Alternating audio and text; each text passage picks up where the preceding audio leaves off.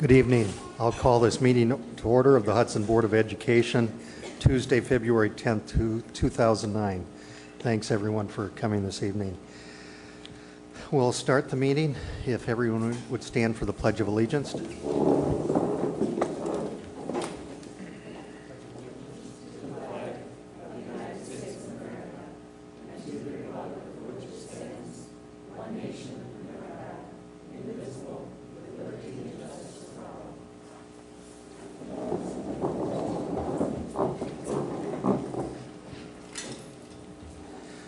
Okay, board members have a copy of the agenda, which has been amended, so I'll entertain a motion for approval of the agenda. Mr. President, I move to approve the agenda. We have a motion by Lynn. Second. Second by Cindy. Any discussion? If not, all those in favor say aye. Aye. Those opposed, motion's approved. We'll move on to the approval of the January 13th, 2009 regular Board of Education meeting minutes. Mr. President, I'd like to move to approve those minutes. Okay, we have a motion by Brian. Do we have a second? Second. Second by Barb. Any discussion? If not, all those in favor say aye. Aye. Those opposed, the minutes are approved. I believe we do have some correspondence, Tom. Yes, that is correct. There are 3 items of correspondence that we received. I'm trying to find that.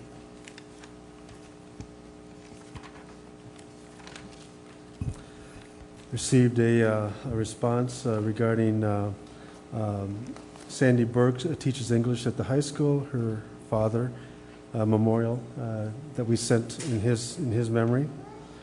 And there were Renee Sandberg, Child Nutrition Services at Rivercrest, and Ann White teaches Spanish at the high school. Both sent appreciation for well wishes for some recovery items, issues that they're having. So.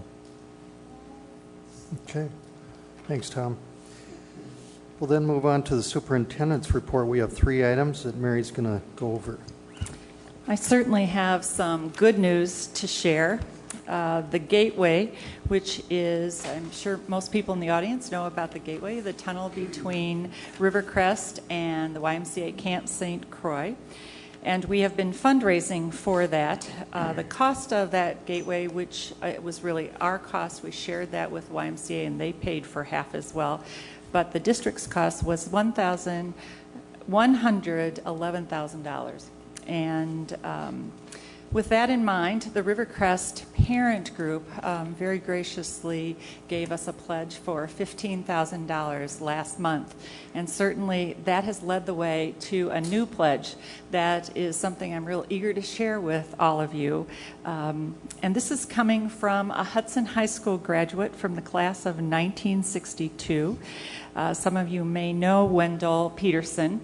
He was the recipient of the 2008 Distinguished Alumni Award this last fall. And he has actually gone to see the Gateway and toured Rivercrest and was so impressed that he wanted to give back to this community, the school district, and to recognize what the district has given to him in his lifetime.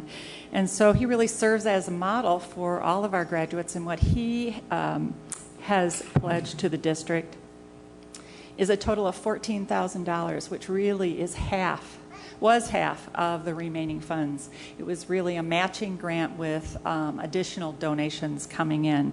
And since he pledged this amount since last meeting, we've raised some additional funds.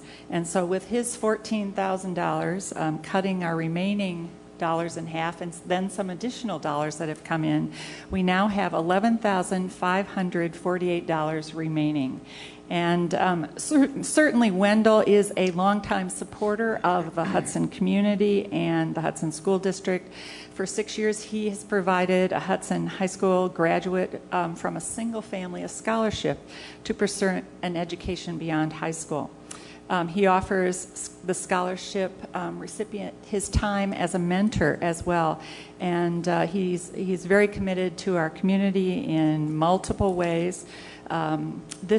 This donation and all the other donations that we've had up to this time certainly are helping the district reimburse our taxpayers for this investment in the Gateway.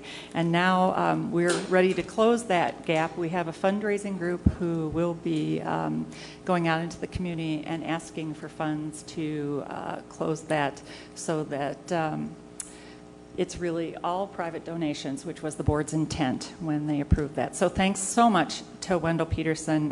He really models for us about giving back and serving his community. Secondly, we have a grant for Project Lead the Way, which you'll remember is the pre-engineering program we will be starting at the high school next year.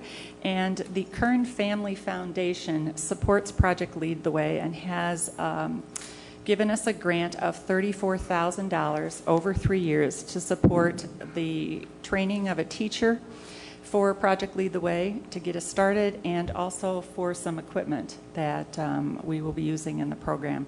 And the Hearn Family Foundation is really committed to increasing the quality and the quantity of U.S. engineering talent throughout our country. And so this is a great opportunity for us to start this new program for our students, and certainly to receive these funds to help us get started.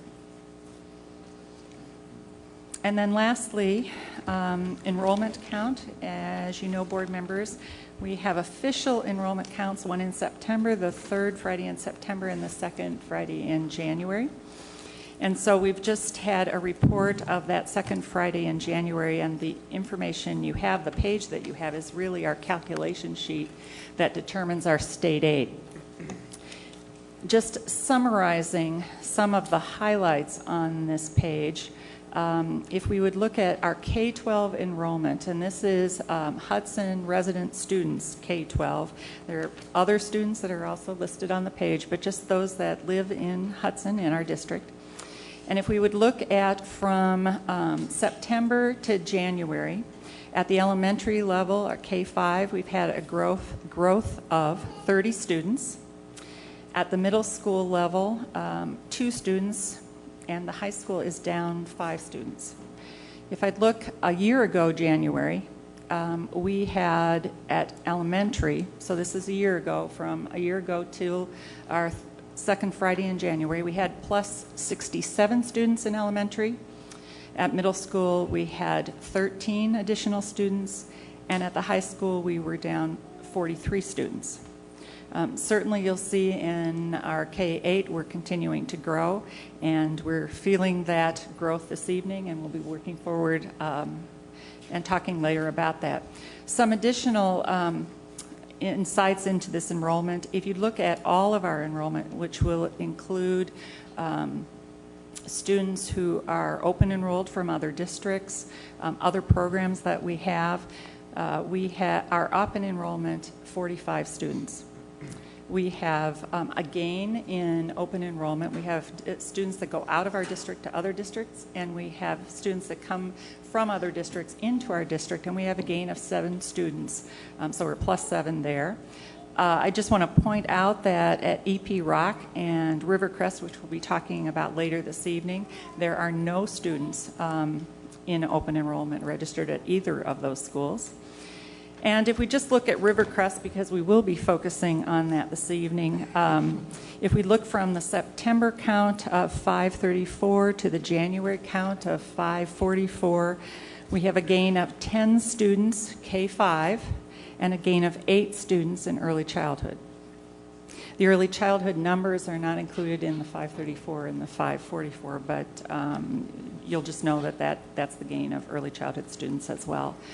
At Rock, in September, they started with 421 students, and the official count in January was 430 students, and they have a gain of 9 students, K through 5. So Rivercrest plus 10 K through 5, and very similar at Rock with plus 9.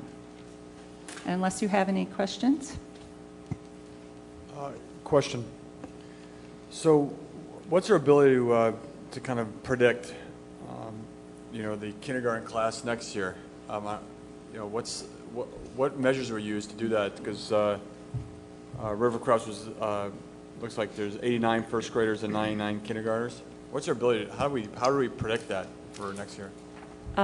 Nancy, do you want to speak to that, or Or you want to wait? probably we kind of include that quite a bit in the report, Brian. Okay, So why don't we if we just wait for the don't, report? if we don't touch that, come back and ask us once again. How about that? Sure will.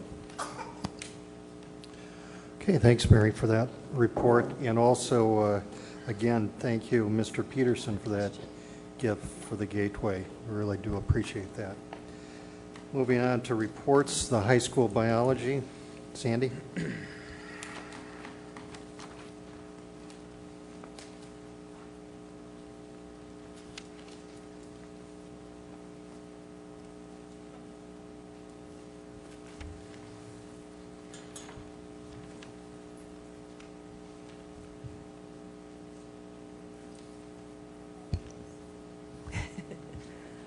Good evening.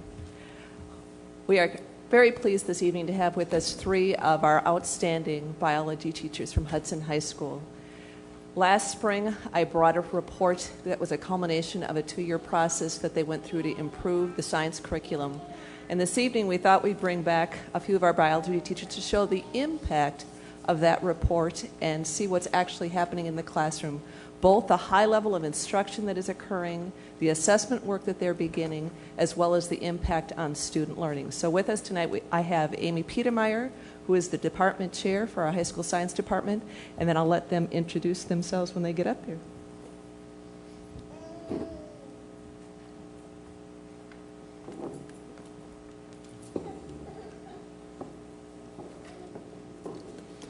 Welcome, teachers. Thanks for coming.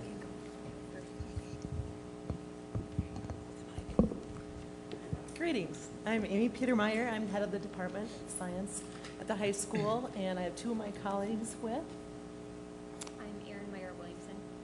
And I'm Katie Moore. And the 4th member of our biology team is my husband, and he's home watching our 2-year-old tonight. So, but he's also part of our biology team, which is mainly where the focus is here tonight, what we want to share with you.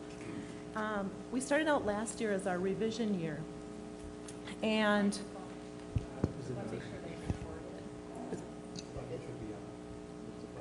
yeah, it's up.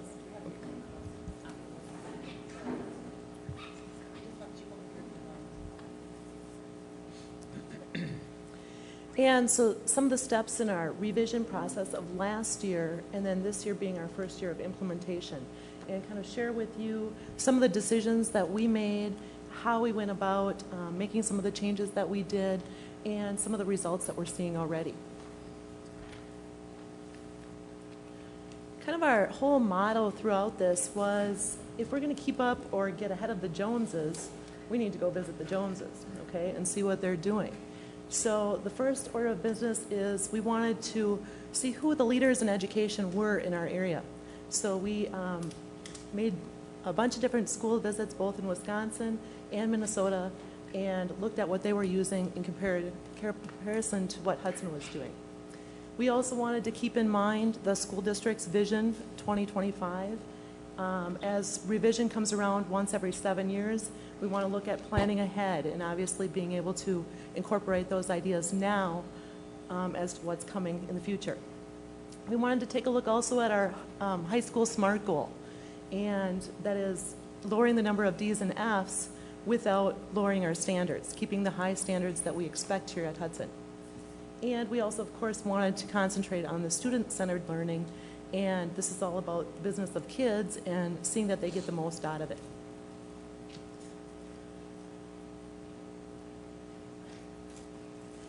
Some of the Minnesota schools that we visited, you can see highlighted up here. The Edina High School we went to first. They were looking at the physics first approach, which is one idea out there. We have the standard approach at Hudson where we start out with a physical science basis in 9th grade, followed by biology in 10th grade, chemistry or physics as electives in your junior and senior year. They, on the other hand, were turning the tables a little bit and starting out with physics, following it up with chemistry their sophomore year, and biology not till their junior year, and then elective courses as well.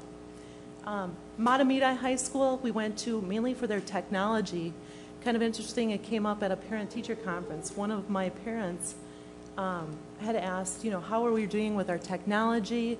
Did we have smart boards? We said, well, at the time we didn't, but now we were getting them and we wanted to implement that. And she said, well, I work for 3M and I know Matamita High School is the place that you should go see. She said they are on their 3rd year of implementing the engineering emphasis, and they use the Vernier equipment, which includes a lot of hands-on data collection by the students using probes and other things.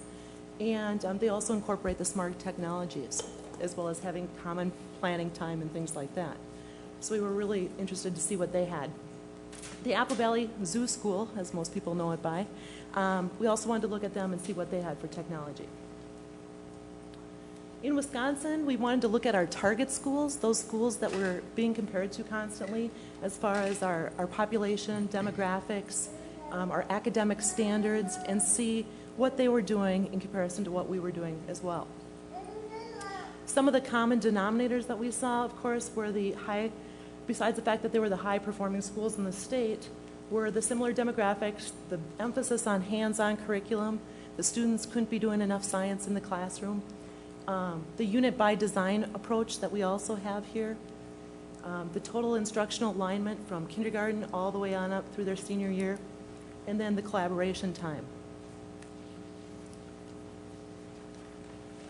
With this, we came back to what we were hearing at our own school here in Hudson, the idea of SMART goals, PLC groups, assessments. How do we put that all together? And is that just, the latest educational fad, or is this being done elsewhere as well? And we wanted to kind of tie that in and see how that was all working. With the school district's Vision 2025, some of the areas that we were looking at and basing our resource selection on were, of course, the relevancy to our current curriculum, what we had in place, the state standards, supplementary materials that they provided, how they were working with differentiation, how we could meet the needs of all of our students, from the English as a second language student to the non-motivated, special needs, any of those. We also wanted to take a look again at the technology emphasis, a huge part of the science curriculum, of course. We wanted to try piloting some of the online courses. The human anatomy class was going to be doing that. Looking for the way of the future, how to reduce spending, reducing paper costs, the idea of using online textbooks, and we were going to give that a try. Save students' backs. Most of you have seen the size of their backpacks and what they're lugging around school all day. And of course, eliminate fines and loss of text fees that we have encountered every year. We also wanted to look at current topics and research. Science is constantly changing. It's not like some of our other topics, history, that has pretty much stayed the same. We're looking at DNA research. We're looking at forensic science, much more of an environmental approach now. With our ecology, animal behavior has become a big focus. And also, again, more of the real science, getting our students collecting data rather than just taking in numbers.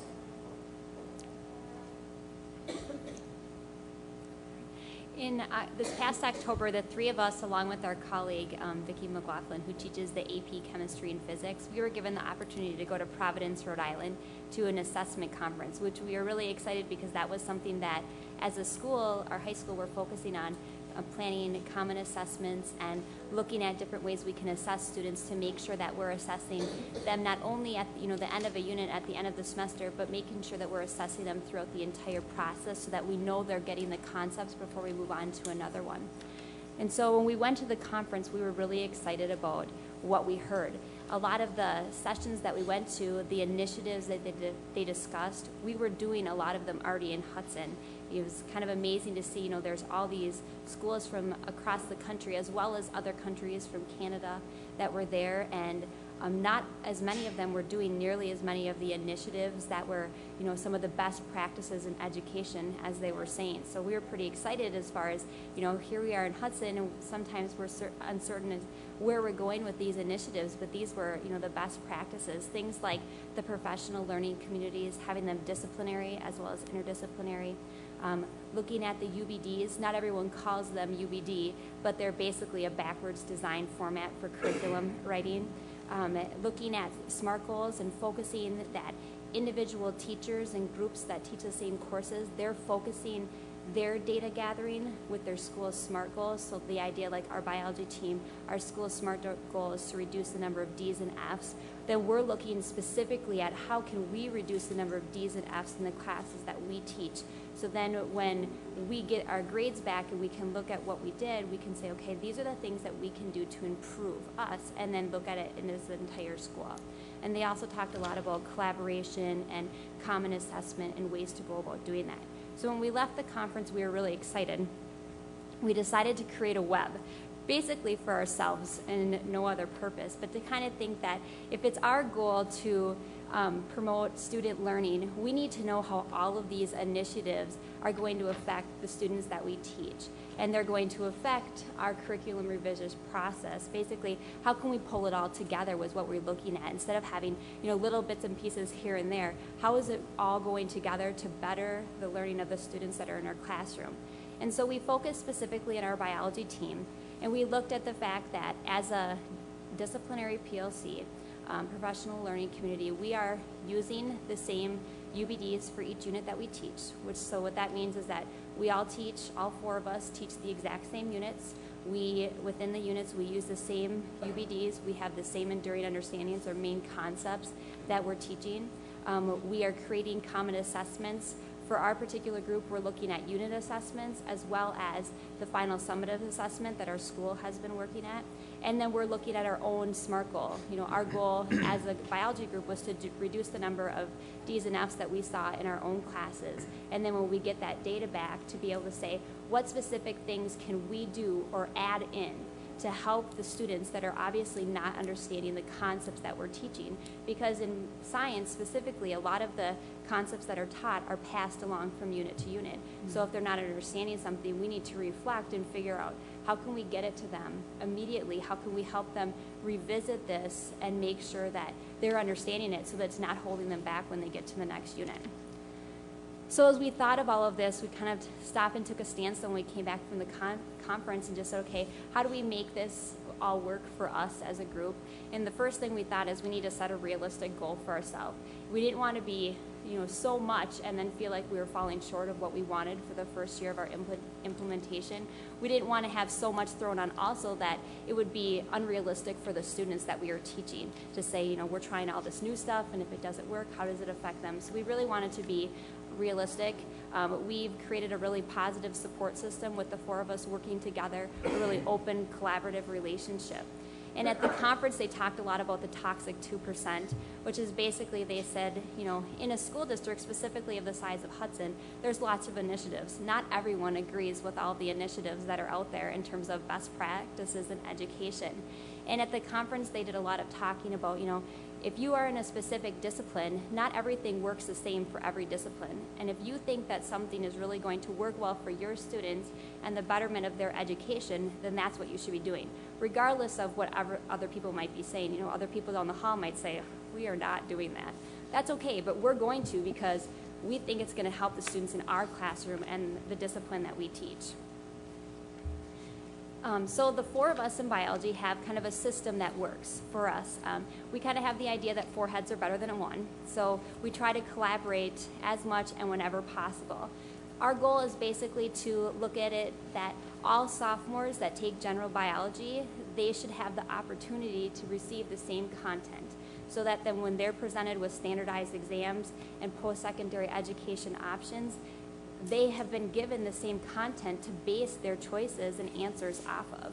And so we've planned a system that allows us to make sure that they're all getting the same thing. Specifically right now, because we have the situation that at semester time, they switch classes, and so they start off with one of the four of us, and they don't always stay with us based on their schedule, so they get switched.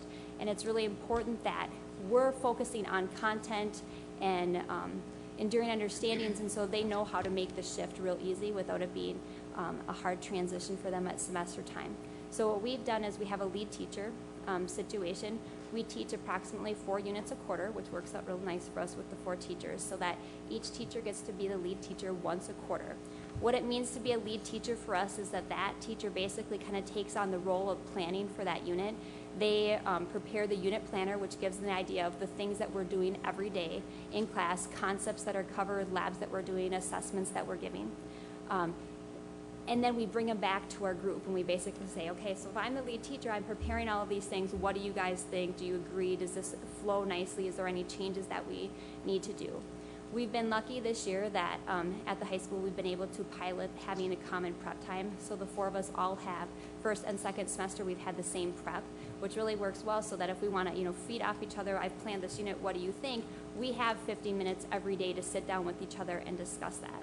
It's also really given us a lot of time for reflection so that when we get the results back at the end of the unit, we can look at the tests, we can look at the assessment guides that we're having students to do that go along with their tests, and we can see, okay, of the 15 biology classes that we teach on a daily basis between the 4 of us, was there common questions on the assessment that the students weren't understanding? And if so, what was the problem? Was it, do we think it's because it was the way that it was worded? Was it a concept they were struggling with? Is there a way that we can go back and reteach it to them and help them? Is it a change that we can make immediately or something that we can at least set in place for next year?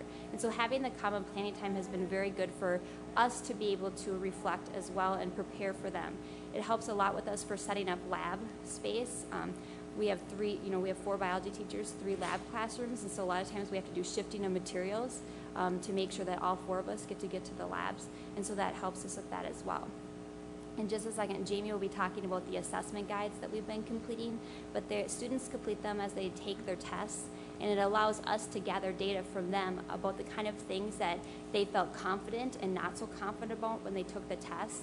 And at the end, the day after the test, when the tests have been scored, they go through and they can do some self-reflection in terms of, just even thinking, did I prepare enough? If these were the main concepts you didn't study, did I prepare enough or not? And they're very honest in terms of, I really thought I knew this and I obviously didn't, or you know what, I didn't really study this as much as I should have, and so I guess I know what I need to do next time. But it also gives us the opportunity to say, okay, like I said, with the common questions, if we have all these students that are having trouble with 2 or 3 questions, what's wrong with those questions, or what do we need to do better in our teaching of those subjects to make sure that we're covering everything? And lastly, like Amy had said, our goal of our team is that we wanted to reduce the number of D's and F's. We wanted to improve the student learning for the biology curriculum, but we never intended to lower our standards. We wanted to be able to raise the bar and get higher results. And after first semester, we feel really positive about where we're going. As Erin has talked through our current practices and what has worked for us, I'm just going to again go through and hit on the changes we have implemented. We have put a greater emphasis on environmental science, and we've started with environmental science in first semesters so that we can carry it through the whole year, which is a change for us. It used to be the last unit of our year, so it would be the unit that kind of got the short end of the deal. Now we can carry it through our whole year, along with DNA technology and forensic science, a lot of microbiology and epidemiology, animal behavior, current topics in science. We've also made an emphasis on basic science skills and making sure our students can read graphs and understand what graphs are telling them and be able to manipulate a more hands-on approach with real scientific equipment. We're working on a microscope program right now. We have vernier probes, scientific probes that the students will be implementing in the next coming year. We also have kept our focus on student-centered learning and critical thinking skills. And for us, we've prioritized our content with our enduring understandings, and we're making sure our expectations are very, very clear for our students so they know what's going to be expected of them. What we've put together is just an example of how we carry a unit through from the beginning to the end. What you're seeing up on the screen is an example of our unit planner. The students receive one of these unit planners at the beginning of each unit that we begin. It gives the overall concepts that we're covering for a unit and then lists the enduring understandings that we'd like them to understand by the time the test time comes around. They receive this at the beginning of the unit so that as we go through each day, they can fill in the answers to the enduring understandings that we're covering for a particular day. Along with the unit planner, they also get a day-by-day schedule. The EU on the unit planner stands for the enduring understanding number that we're covering for that particular day, so they can go back and forth between what we're talking about in class and the previous page and fill in any notes they'd like to take, or they're clear what they're expected to get from a particular day's lesson. We then take those enduring understandings through to test day. As test day comes along, the students fill out this test guide as they are taking the tests. As they complete each test question the first day of the test, they go down the test guide and they mark if they knew the question, if they weren't sure and had it narrowed down, or if they completely guessed on a question, as a reference to use when they get their test back the following day. The following day, they get this test guide back, along with a new guide that they can do an analysis with. On the second day, they go through the right side of the test guide. They mark which questions they got wrong. Right next to the questions they got wrong, the EU number corresponds to the enduring understanding that question was covering. And then they reread the question and tally if it was a simple mistake, if they misread the question, or if they just didn't know that information. That information right there gives us a little clue to if a lot of kids didn't get the same questions or didn't understand what the question was asking. We can go back and rewrite. That second day, this is the final part the students check.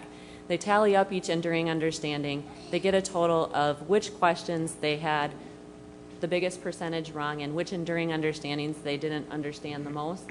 For them, they get to keep this. They can go back and use this as a reflection guide. They can go back and restudy, or as finals come back around, they know which things they need to study a little bit more on and what we were emphasizing more in our class. So this is kind of their last step. It brings the enduring understandings back full circle. It keeps them in tune from day to day as we go through our lesson plans, and we really make it a part of our day-to-day business in our classroom. On our side, one more. For us, those test guides, we use those test guides. As you can see, I go through and I tally which questions my students had the most wrong in. I also mark down which letters they picked instead of others. And then we talk about this during our common planning time. It's really great to see if they got one answer commonly wrong. We can go back and see if it was a question writing problem or if it was something we could go back and spend more time covering in our class. We can also go back and look at the tally sheet and see if the students got 100% of an enduring understanding wrong. It's probably something that we need to go back and reteach again in a following unit, or review, or plan something different for the following year to pick things back up again. So that's kind of how we take our lessons full circle, and this is all a result of our curriculum revision this year. These are just some initial results. This is just kind of a look at the first semester results. Now, keep in mind, we're looking at just the general biology classes. We've basically taken already from ninth grade on up and determined that the A students and those that have a particular interest in the science field will usually choose the enriched biology, which I also teach.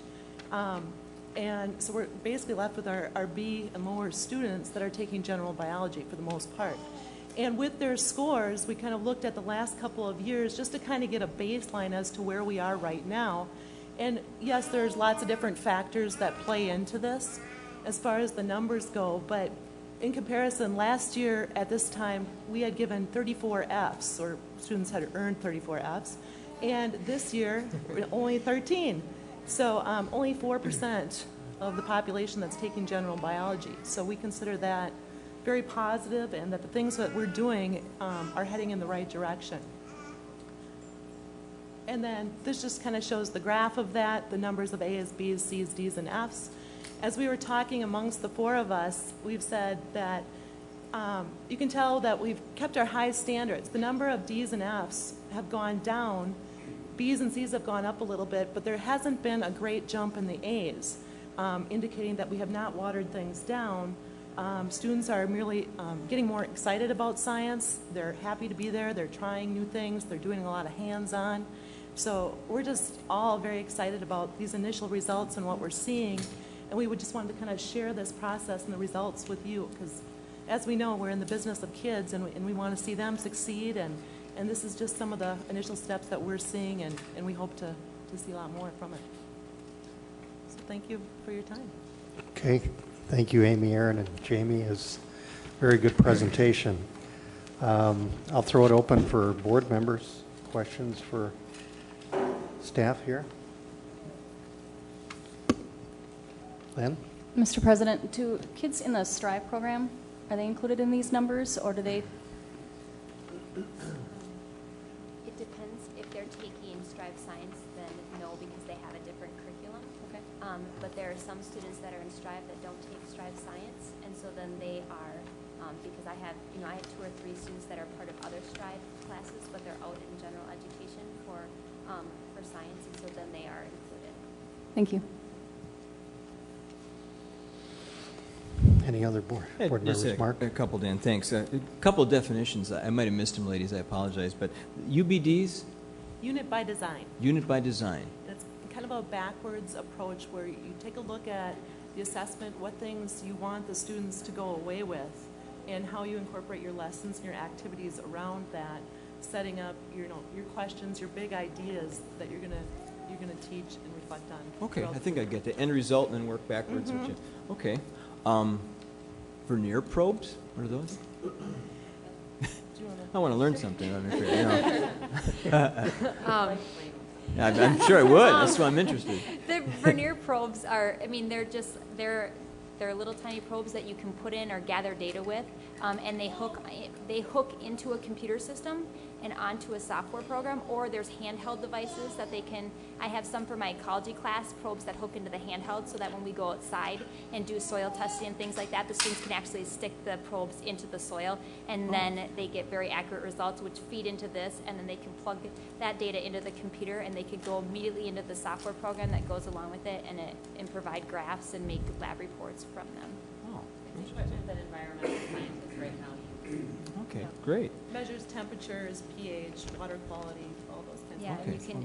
and they have different types of probes that for chemistry and physics as well, things that measure velocity, momentum, a drop counter for chemistry so that students know exactly how many drops of an acid they're putting into the solution when doing acid-base labs titrations. So it's sort of almost a generic term. If I say vernier probe, yes, it could. very Right, much okay, so. Okay, Yeah. great. I guess just the last thing, just to comment, the whole. I love this enduring understandings concept. I mean, sort of the analysis. Sometimes back in the old days, you take a test and you get your grade, and that's sort of the end. But I really like this this end cycle here, where you go back and look, see what might have been missed, and laying out the expectations, and going back and revisiting those to help. And I think that shows how some of our more challenged students there on the F have. I mean, you made a fantastic reduction in those, and so I think that's maybe part of helping some of the more challenged students. So that's a very very appealing, I guess, aspect of the assessment. So that's all. I'm sorry. Barb, go ahead.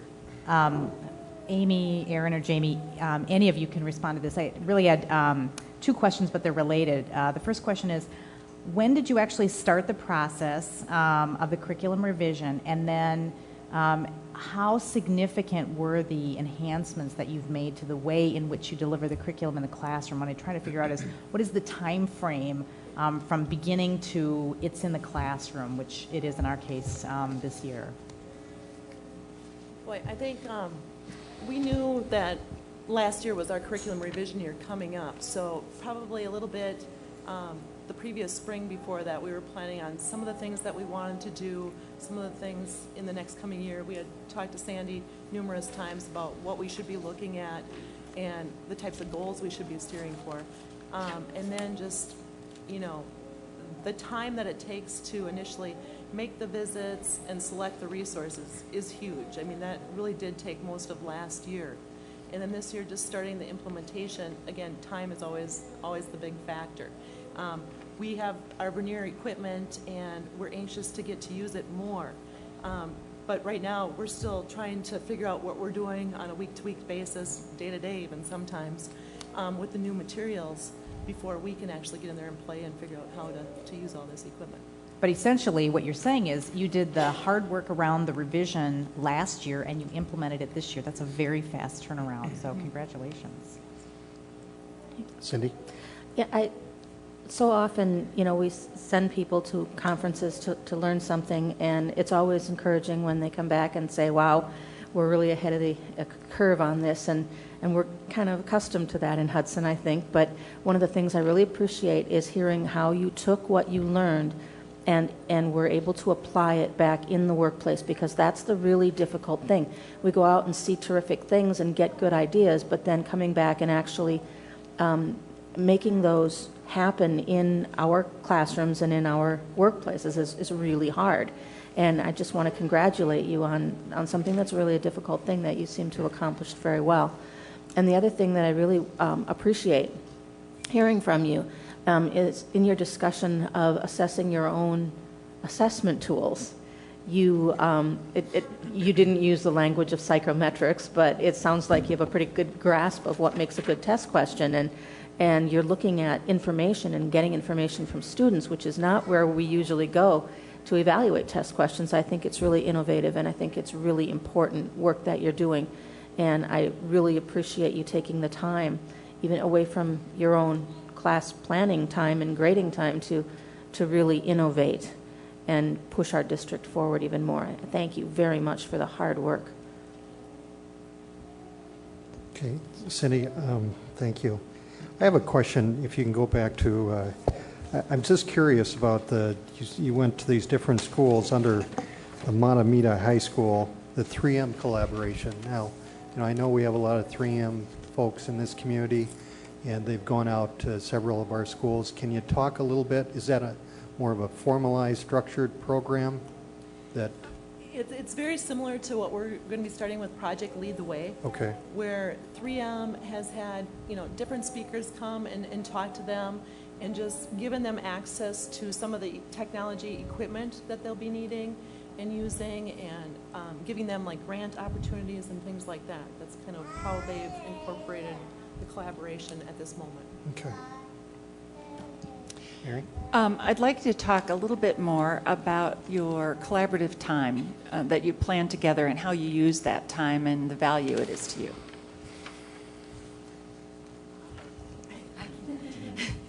It's just really nice. Each first semester, all four of us had first hour prep. So as soon as the bell would ring in the morning, we'd make it a point. That was our bell to meet.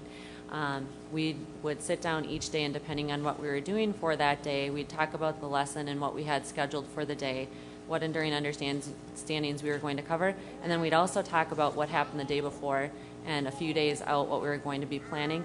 We also would the teacher who would be planning the next unit, we'd use that time to talk about what enduring understandings were going to be important to hit on in that unit, which labs we'd like to use, what we'd like to keep from last year, what we'd like to ditch from last year.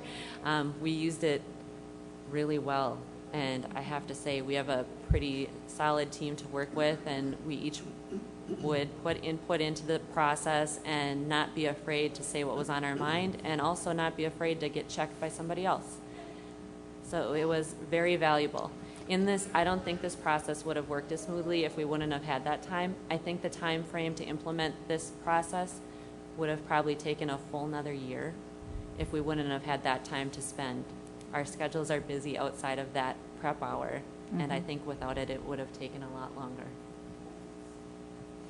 We certainly appreciate the leadership you've shown moving us forward as a high school, as a district, thinking about improving your practices, looking to other science teachers, and leading the way. So thank you for your being a learner yourself first, and then doing that collaboratively together, and then raising expectations for our students and helping to support their learning. Thank you again for coming. Appreciate it. Good luck.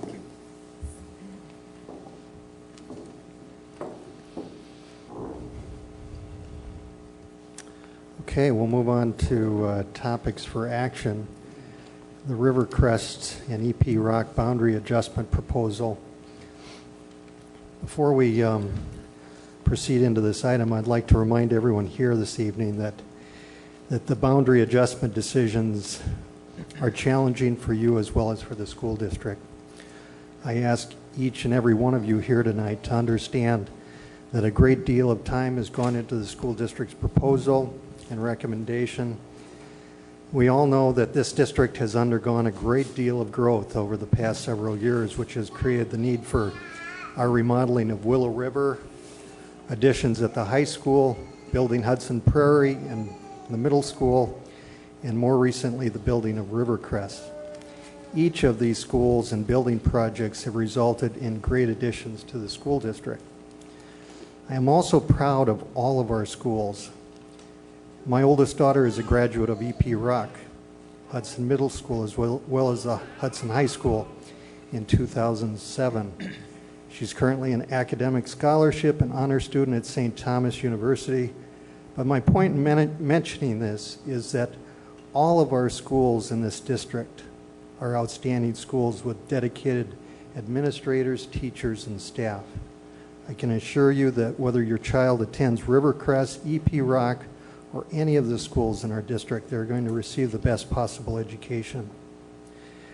I think you will also find that with the revised proposal this evening from the administration, that it does address some of the concerns that were raised at the last board meeting's listening session.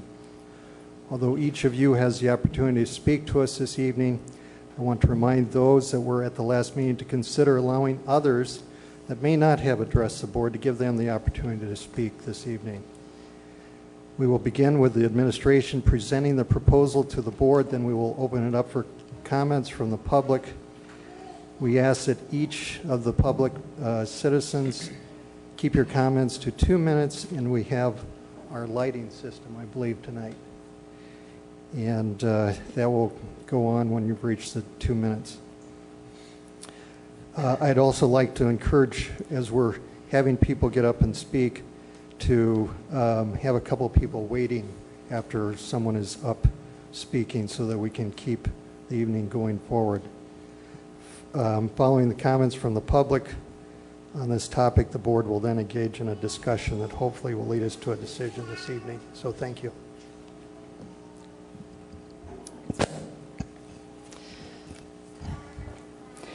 President Chernohoy certainly talked about this difficult decision that we have in front of us. Rivercrest, by December of the first year it opened, was 92% of its capacity. Certainly something we anticipated in the future, but not with that speed.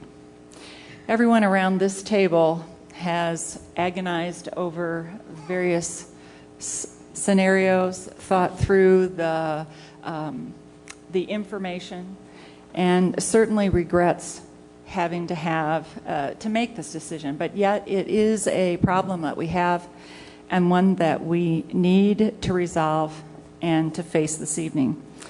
We take seriously the concerns and comments of our parents, students, and certainly our staff as well when we face situations and challenges such as this.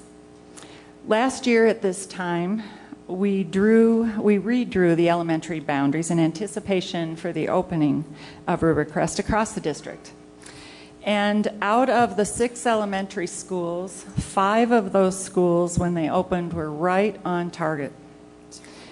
And as you know, the one with the most variables and no enrollment history for us to count on, Rivercrest opened with 534 students with a capacity of 588.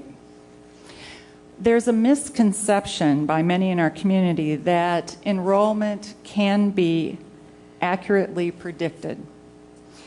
And we have used a number of indicators to predict Rivercrest's enrollment. But it's an enrollment at Rivercrest without a history for us to look at. It certainly, we couldn't anticipate everything that happened. In fact, I'm going to highlight a few of the things that impacted that enrollment that could not be anticipated, and really we've had no history to this extent. First of all, after the boundaries were established, we had 16 students who came to Rivercrest from our Hudson private schools. We haven't seen that kind of number before. We had 47 students who came from out of state. We haven't seen those numbers before. 15 of the 47 were from states other than Wisconsin and Minnesota. 4 were from Wisconsin districts other than Hudson. Now, this makes 67 students. We could not predict. Certainly, big impact for Rivercrest. Now we have students who live in the attendance area, kindergartners, some we didn't know about, pushing those numbers. All the variables are not predictable with a high percent of accuracy in a new school. We have an enrollment problem, and it needs a resolution. We have a room at EP Rock, the neighboring elementary school. At the January board meeting, administrators made a preliminary boundary adjustment proposal. The board held a listening session to hear from parents, and the board gave the administration direction, which we are reporting on this evening, and then making a final boundary adjustment recommendation. Board members have received the written comments that parents have sent in to us, and so they've seen that ahead of this board meeting so that they had time to look through and consider all of those comments. We are going to work forward in this format. The administrators are going to present information, and board members, I'd ask that you ask questions of that information for clarification and understanding, holding off on a discussion of the information until later, until we hear from community members or parents who would like to address the board. So following our presentation, we'd ask then the parents, community members who have filled out forms and given those to my assistant, Diane Radel, and the board secretary.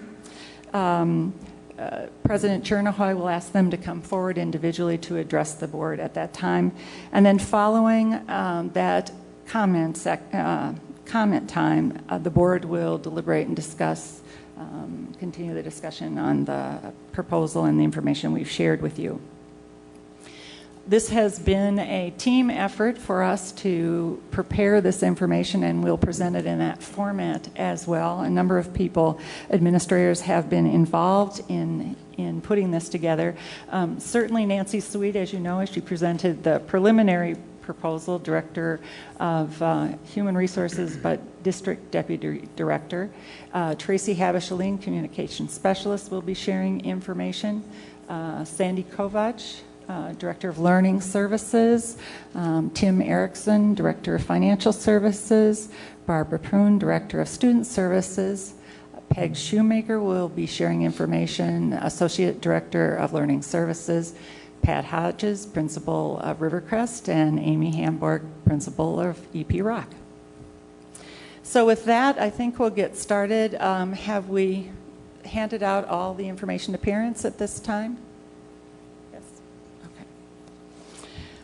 You each have a summary document, and we are going to go through that document and share the documents that you don't have. We're going to try to share them visually as well as we can, given the situation and the room, the environment we're in.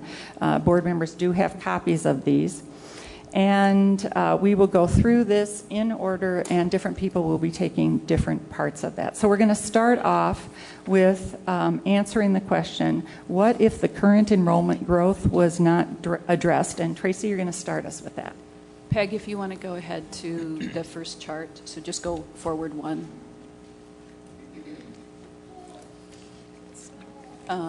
Scroll down, see if it'll come up, if you scroll down. There we go. And board members, it's page 4 in the documents that you have.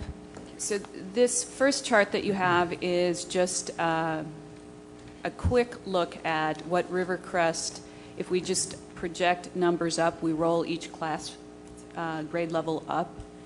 There's no growth in this. If we start to add any growth, even 2% growth, 1% growth, your numbers are going to obviously grow from here. This is just to show you real quickly at a glance where Rivercrest is at with no change, no boundary adjustments, no growth.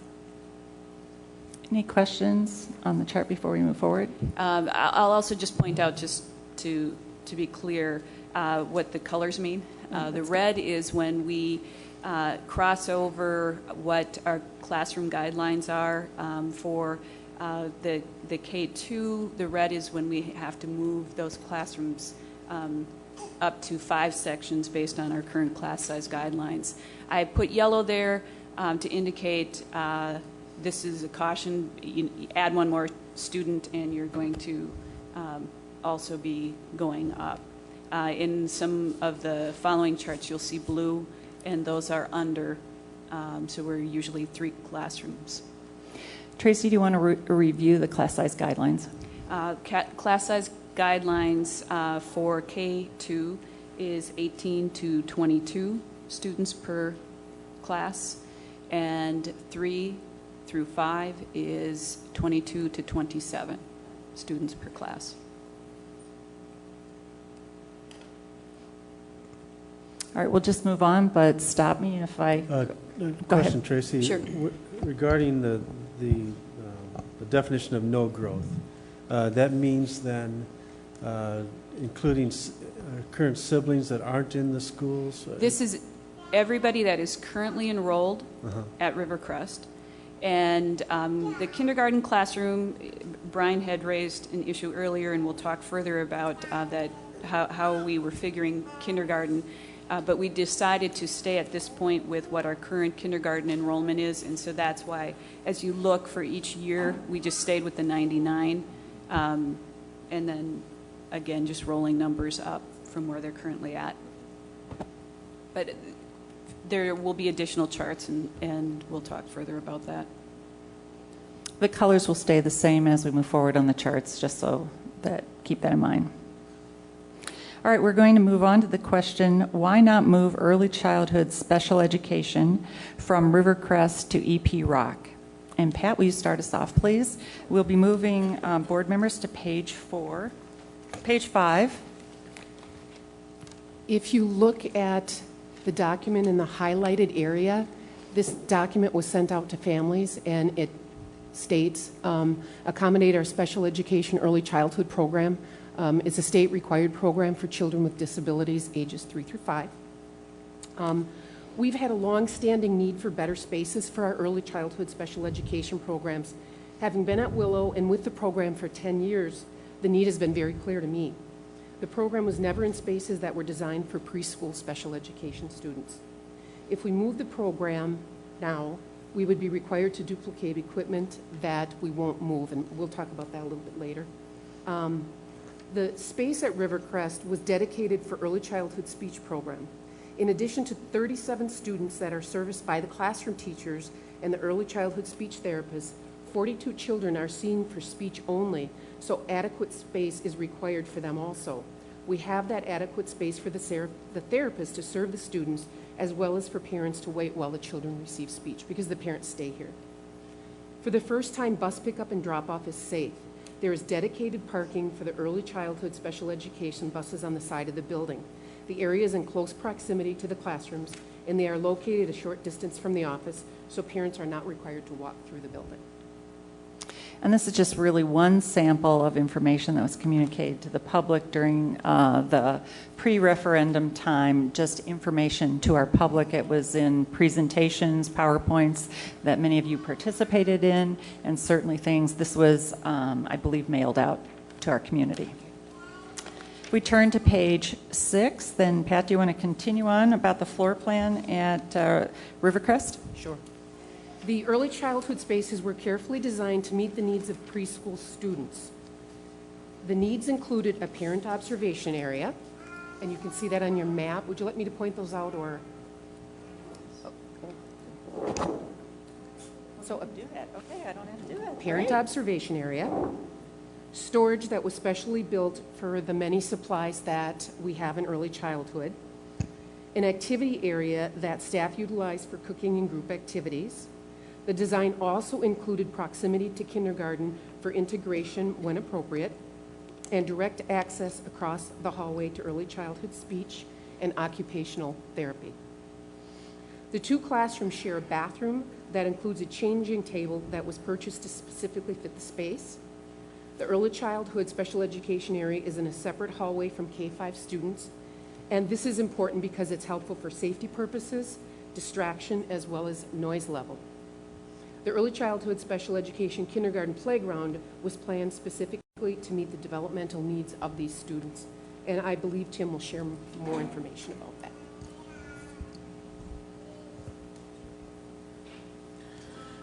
Okay, page Before we seven. I have a question. Just can you scroll back up, please, Peg? Just, Pat, just a quick question on the ED, LD areas. How, I know that, and those are kind of used, during the day for some students, right? Mm-hmm. And how well utilized are, both of those? Are, is there, you have a general feel for how many students are in there at any particular time? Or I know it kind of comes and goes, it ebbs and flows.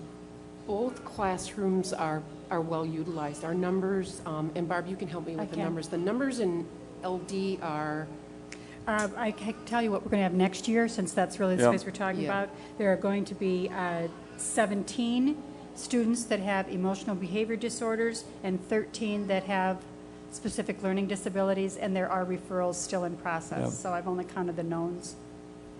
They're not all there at the same time, though. They're kind of They are come not and there go at the same time. different Right. throughout the day. Right. Okay. The thing we have to remember with the EBD room, Brian, is that there is a specially designed timeout room in there that was created for those students. Yep. Thanks. Anything else? Okay, moving on to page 7. Tim? Okay. The following information depicts the early childhood special education space here at Rivercrest and the cost comparisons and space comparisons with EP Rock. So the first section talks about, it shows you the area in square feet, so approximately 3,709 square feet for the ECSE program here at Rivercrest, and applying estimated cost per square foot for each one of those spaces. The total investment that was invested for the program here is about $672,000. Outside of the building, we also have an early childhood special education play area, which consists of about 4,500 square feet, and that has special playground equipment that's accessible for these small children with the special needs. It's sized for that way. It also has a fence around the area for safety. The location is very close to the early childhood areas, so really designed specifically for this program. If we move on to the next section and look at Rock, there are 2 classrooms there consisting of 1,728 square feet, support specialist rooms, and you've got a total interior designated space of 2,676 square feet. So it's about 1,033 square feet less than what we have here at Rivercrest, or 28% less space for the program. The estimated cost to convert the special education space, if it were moved here at Rivercrest, would include some wall construction in the activity area, and then classroom furnishings for regular education, as well as some additional technology. So you're looking at about $30,000 total there, and that probably is a pretty conservative estimate. Could be a little higher than that. That's a pretty rough number. At the very bottom of the page, it gives a guide of the estimated construction cost references for each one of the spaces for regular education and the early childhood special education space here at Rivercrest. So gives you an idea of square footage and cost of our investment. Questions for Tim? All right, moving on to page 8, and Barb, you'll talk about this one. Whereas Tim referenced the bricks and mortar, this is everything that needs to be supplied into the classroom so that it can actually be functional and useful for early childhood students. Any of the numbers that are in the second column under RC costs for Rivercrest that has a parentheses fed means that federal monies were used there. Federal monies are designated that they must be for the provision of special education and related services, which would include speech language, occupational therapy, physical therapy. But we have to have all of those expenditures that are in direct relationship with IEPs and goals of IEPs. And part of why, as you look across, you'll see that some things can't be replicated or can't be moved. We cannot use monies again in a short period of time to purchase the same thing. For example, if you look down to where it has the toileting and personal care area, we currently have 12-inch commodes, which is accessible when you're 3. Those could possibly be moved, but we have to first of all create the space at Rock, because there isn't such a space at Rock, and that in and of itself would be approximately $20,000. We need to have a private changing area as well as toileting areas. Going a couple lines further down, you'll see that there's the OT-PT area, and we certainly have OT-PT at Rock as we do at all the other sites. We currently have 37 to 40 students that are serviced at Rock already. That very space is not designed for multiple teaching opportunities or stations simultaneously. So the early childhood program would create quite a burden on that space, and really it wouldn't be very amenable to a good learning experience for students. Looking at next year's numbers again, we'd have at least, starting out the year, of numbers we know of currently, we'd have 13 students that would require speech or occupational therapy at Rock, which gets us real close to 50, and it's tough to serve 50 students in that space. As you go down to the playground equipment, you'll notice that there's quite a large expenditure for moving that. When I talked with Buildings and Grounds about that, that was digging up the footings that are currently installed for the playground equipment and dismantling and then moving and reassembling. And it's much easier, like any kit you might receive, to assemble the first time than to try to put together the second time. And as Tim had mentioned, the privacy element, the security element of the fencing is really significant for this particular group. When they talked about developmental needs, part of what we did is we tried to select equipment that could be used by the most involved handicapped child, which means any other child could use it as well. We do not have those kinds of equipments available at any other site in our district currently. Excuse me, Barb, not to interrupt you, but sure. I, for one, have a pretty good grasp of the cost components here. Okay. Without necessarily going through each one. No. Do any of my fellow board members have any specific questions regarding these items? If not, I would, if you want to summarize, or if there's any other important points you'd want to make. Otherwise, I'd like to move on to the next bullet if we could. I think you can go ahead and move on to the next Is that bullet. all right? That's fine. If you have other Okay. questions, you can come back. Thank you. All right, Amy, will you talk about Rock's floor plan, or capacities, Rivercrest and Rock? Yes, and that's page 9 in your packet. And so I'll refer to the top chart first, which the title of that chart says Rivercrest with Early Childhood Special Education and EP Rock. At this point, both buildings are considered 4-section schools. And so the numbers reflected at the bottom line is 588, 24 classrooms of K-5 enrollment. Those were the capacity numbers established before the referendum. If you look then at the second chart, that has EP Rock with the Early Childhood Special Education program at EP Rock, given the earlier recommendation for space. What it does at both buildings, and I'll talk briefly about both charts, It forces both buildings to create combination classrooms, because when we roll student numbers into the next grade, we look at the cohort and how many students are currently enrolled, and then project, given the 18 to 22 at K2 and 22 to 27 at the upper grades. It's an efficiency that's lost when early childhood special education is at rock. And I'll just point to the 3 places in both buildings where we've created combination classrooms. Those class size guidelines are smaller, and they're smaller for a couple reasons. What we did was create maximum numbers based on minimum numbers. So we took in kindergarten and first grade, the combination classroom would typically be 18 to 22, and we took the minimum number because of increased content area standards.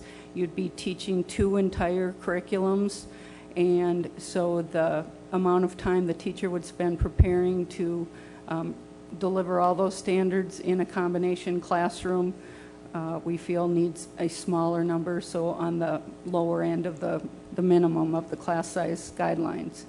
In second and third, because that bridges the K2 and 3-5, we took the average between 18 to 22, 22 to 27, and set that one at 20 in the middle there. And then 4 and 5 is the same thing. It's the minimum, 22 to 27 for the combination classrooms. What that does is reduce the total enrollment capacity at EP Rock to 501 students, and only 21 classrooms instead of 24. At Rivercrest, the reverse happens. Their sections goes from 24 to 27, and it increases their enrollment capacity to 648. However, adding the 2 buildings together, you've actually decreased elementary K-5 capacity by 27 students. And that's a district capacity that's been reduced. Any questions before we move on to the floor plans? I just have a question on the combination classroom. How's that been working in the district? I know there's a couple of schools doing it. Is it working well? Is there any concepts, views, or thoughts on that from anyone here? We don't have any current combination classrooms. Can we have a second and third in We Hudson have Parade? a looping situation there. It's a little different. Have we ever done a combination class? I don't know about the district since I've been here. Yeah, some head nods don't over there. believe we've had it in the last 4 years, but Can someone comment on it, on its efficacy? I think because of the high accountability, high expectations, it's extremely difficult to deliver 2 combination classrooms together. When I was principal at Holton, we did do that 1 year, and it's very difficult to deliver that in sort of this high expectation environment. Yep. Parents often don't prefer them as well. Thanks. Okay, moving on to the floor plans. Pat, you're going to talk about Rivercrest with the change of early childhood out of Rivercrest. Okay, with early childhood out and with the combination classrooms, what would have to happen is the activity area, can you point to that? The activity area now becomes a learning disabilities classroom. Straight down. Left. Right there. So that now we would put up walls and make that the learning disabilities classroom. So we've lost the activity area. The early childhood classrooms right to the right of that become the combination 1-2, and then to the right of that 2-3. And then if you look up to room 400, that's the current learning disabilities room, that now becomes the 4-5 combination. The areas that are highlighted in yellow would become unused spaces and probably be used for storage. Those are currently early childhood speech and the parent observation room. Pat, the activities area that would become a learning disabilities classroom area, how's the natural light in there? There would be no natural light. There's no windows. No. It's a completely internal. Are there any other classrooms in this building that are completely internal? Yes, the areas, early childhood speech, that whole area right there. That whole center area is internal. But that's the only area that's internal. Thank you. Pat, turning that activity area into a learning space, or a different kind of learning space for learning disabled students, is that a regular size area? It's difficult to tell from... No, it's not. And that's a little deceptive because you would have to, there's the hallways in there also, and that hallway's rather wide, so it's an unusual space, and it's not very large. Just a question: how many children in the LD program next year? 13 that excuse me. And they're not in there all that I know day of right now. They're No, not. they are not. Okay. But starting at 13, typically we never stay at 13. We typically climb to 20, 21. I have a facilities question. Can I ask it now? Not to do with that, but to do with the building, since we have the diagram up. Of Rivercrest? Yep. Rivercrest? Sure. So in the future, I know we plan this school for the future for possible growth as the district grew. Where, if you're going to add more like kindergarten to this, or did you just expand that wing? How is this school planned that way for growth? There are 9 classrooms in the master plan for future growth that could be added to the building. Certainly that would be a choice of whichever board wanted to move forward with that. Do you want to know where? Is it a new wing, or is it just adding on to existing wings? There is no new wing. So, for example, let's take kindergarten, the end of the kindergarten wing. You just add 2 more classes. 2 more there. Take the end of the 3rd grade wing, and you'd add 4 classes there. Go in between the 1st grade wing, 1st, 2nd grade wing, and the 3rd, 4th wing. You add a classroom there where the door 8 is. Is that what it says? Okay, and then same thing on the other side between 3, 4, and or 3 and 4, 5. You add a classroom there, and then there's a classroom on the outside of that in the same place, kind of where we put the classroom on the other side. And let's see, I think that does it. Okay, thanks. Amy, you want to talk about EP Rock, first of all, as a 4-section building? Okay, and that's page 11 in your packet. Because our capacity is based on 4 sections, this diagram depicts our capacity. So this is without early childhood special education, 4 sections of every grade level. We have a self-contained EBD district-wide program. So we have students throughout the district who attend EP Rock. That's part of the continued plan for the 4-section building. And then we have the other classrooms that are needed to sustain 24 sections. This diagram at capacity still has us using the locker room for GT services, orchestra, and music for the sections above 18. So even at capacity, we're using 1 space for the locker room space for classrooms and for students. And if you turn the page... Amy, I just want to point out on this one and the next one, the map itself or the floor plan is deceiving because it isn't to scale. And so you can't take for granted that a room corresponds to another room size just on how it looks. So it is not to scale, either one. Okay. And any questions before I go to the next one? Okay. So the next one reflects the earlier chart, 3.5 sections of every grade level, and early childhood special education. So in the wing that has kindergarten, there are 2 regular size K-5 classrooms being designated for early childhood special education. Those classrooms do not have bathrooms in them. So the biggest renovation is what Barb and Tim mentioned in terms of the lavatory and changing areas that Peg's pointing to. One of our, I think that's the boys' room, would turn into the early childhood lavatory. And the other, the girls' bathroom, because you'd have regular K-5 students using the bathrooms in that wing, would have to have both boys and girls lavatory renovation in the space that's currently just the girls' lavatory. I'll just point out some of the other.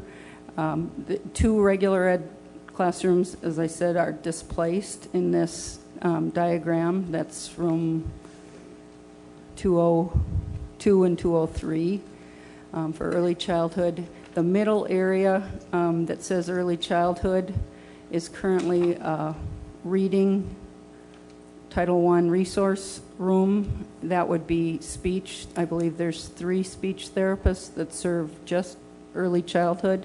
So those 3 speech therapists would all be in that room, 200 and 214. The playground, I believe, when Dr. Rapun and I talked about it, would be out, now the exit doors, right where it says EP Rock Elementary School. It's a courtyard currently at our building, would probably be where the students would have their playground, so you can see accessibility to that area is through most of the building, but that's the only space that we thought that might be feasible. Also, as Dr. Poon pointed out, room 108, for those of you who have a long history with EP Rock, those were football locker rooms a long time ago. And so it says OT on there. Currently, that serves quite a number of students. It's used almost all day long just for our students at EP Rock, but we'd have to somehow also fit our other students in there. So early childhood, that's a very small space for a lot of students.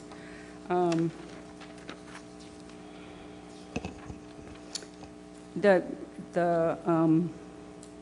last one that I'll mention is I guess the playground is on the back. That is all grass right now. So one of the big issues with putting the playground back there is really accessibility for students in wheelchairs or maybe students with limited mobility. So that's out onto a grass field out there. So any questions about the 3.5 section? Amy, would the early childhood special ed students outside of the school day, their families, other kindergarten young children have access to this playground as they do at Rivercrest? No, probably not. I mean, we have a larger playground on the other side of the building. That area, because there's virtually, it's fenced in, so it's the area that is fenced in, but because of the football field being there and limited visibility to the street, those gates are locked in the evening. So our other playground is available to community members, but typically the back of the building is not. Okay. Questions for Amy about the floor plan? Okay, we're going to move forward and we're going to switch around here a little. Instead of moving on to Hudson Prairie and that question, we're going to skip that and come back. and start with the next question on page 2, which is, what is the impact of multiple transitions on a student's elementary career? And Peg? Well, certainly the emotional, social, and academic well-being of students is of very much concern to the administration and staff. I did review 6 studies, including several of the studies that were submitted by parents, and they all pertain to elementary students making multiple transitions in a student's elementary career. As you can imagine, there were a lot of variables in the study, a lot of factors and variables to think about. Some included students who were moving from different neighborhoods. Some of the studies talked about children who were moving from higher quality schools to lesser quality schools. They talked about how the socioeconomic status of may affect the move, how family stressors, if families going through significant change, how that might also affect the move. And then they also discussed children making multiple moves outside of their own district. The research certainly does indicate that children can face academic achievement gaps, especially in the area of math and reading. However, the studies also show that the factors that exist can be mitigated, and really we can diminish the negative impact in encouraging or having students then make a healthy adjustment to their new school. We looked at this really seriously, and we hypothesized what would it be if we were to do that? What kinds of things could we provide? Some of those included ideas on how we could minimize that impact. Clustering students who were moving and clustering them together into the same class. Opportunities for students to meet with their new EP Rock teacher, identifying that teacher relatively early so that the children would have an opportunity to meet that teacher. Opportunities for parents to meet with rock teachers, principal, counselor. One of the pieces in the research that we found is that often that we can reduce the academic gap by just providing an opportunity for the principal, the counselor, and the teachers meeting with parents to talk about the child's academic and social history. That definitely can mitigate any negative impacts. We also looked at having students indicate friends from Rock, because many of them would have already attended Rock, so they would have had relationships with some of those students. Looking at ways, how do we connect those students together to pair them in the same classroom so that they would have friends together. One of the things that I think we're most proud of as principals and administrators is that we offer high quality schools in each one of our schools, each one of our elementary schools. And that definitely, if a child is moving from a school that does not perform well, that's sort of a lower quality with teacher standards or academic standards, certainly there could be gaps. But fortunately, we have a system that we have excellence in all of our schools. Questions of Peg? All right, now we're going to move back to Hudson Prairie, and with a capacity of 588, Hudson Prairie enrollment peaked at 659 in 2007-2008. What was the impact of this on students and the school? And I believe there was some comparison to saying, if Rivercrest could exceed its capacity, what would we be looking at? So tonight I'll be sharing the impact that large school size has both on the physical side of the building, and more importantly, I'd like to share information on what they were sensing as far as student learning impact, because once we do cross that threshold of high class building size and tending to have upper end class sizes as well, there is impact on student learning. Overall, Hudson Prairie, you can see, had over their capacity for 2 years of the 588. And as that building size increased, the resulting physical space impact included the conversion of spaces that were not designed as classroom space. In 2006-07, the school converted a multi-purpose room into a classroom. And please note that in Rivercrest, this is the multi-purpose room. We're in that currently this evening. The converted Hudson Prairie space had no external lighting, was smaller than a regular classroom, and was located away from the rest of the grade level team, which resulted in limited collaboration time. In addition, special education teachers were moved to smaller spaces, once again, not designed to be instructional spaces. For example, a storage room. The only space that could be found for orchestra instruction was the office conference room. All of these adjustments were made with the expectation they would be for only short-term solutions, not long-term. Then in 2007-2008, the multi-use specialist teacher space was converted to a classroom with temporary walls. Again, the space was smaller than a regular-sized classroom, noisier, and again, it was located away from the rest of the grade level team. And also a conference room that had been used for special education IEP and parent meetings was converted to a space for math and reading assistants.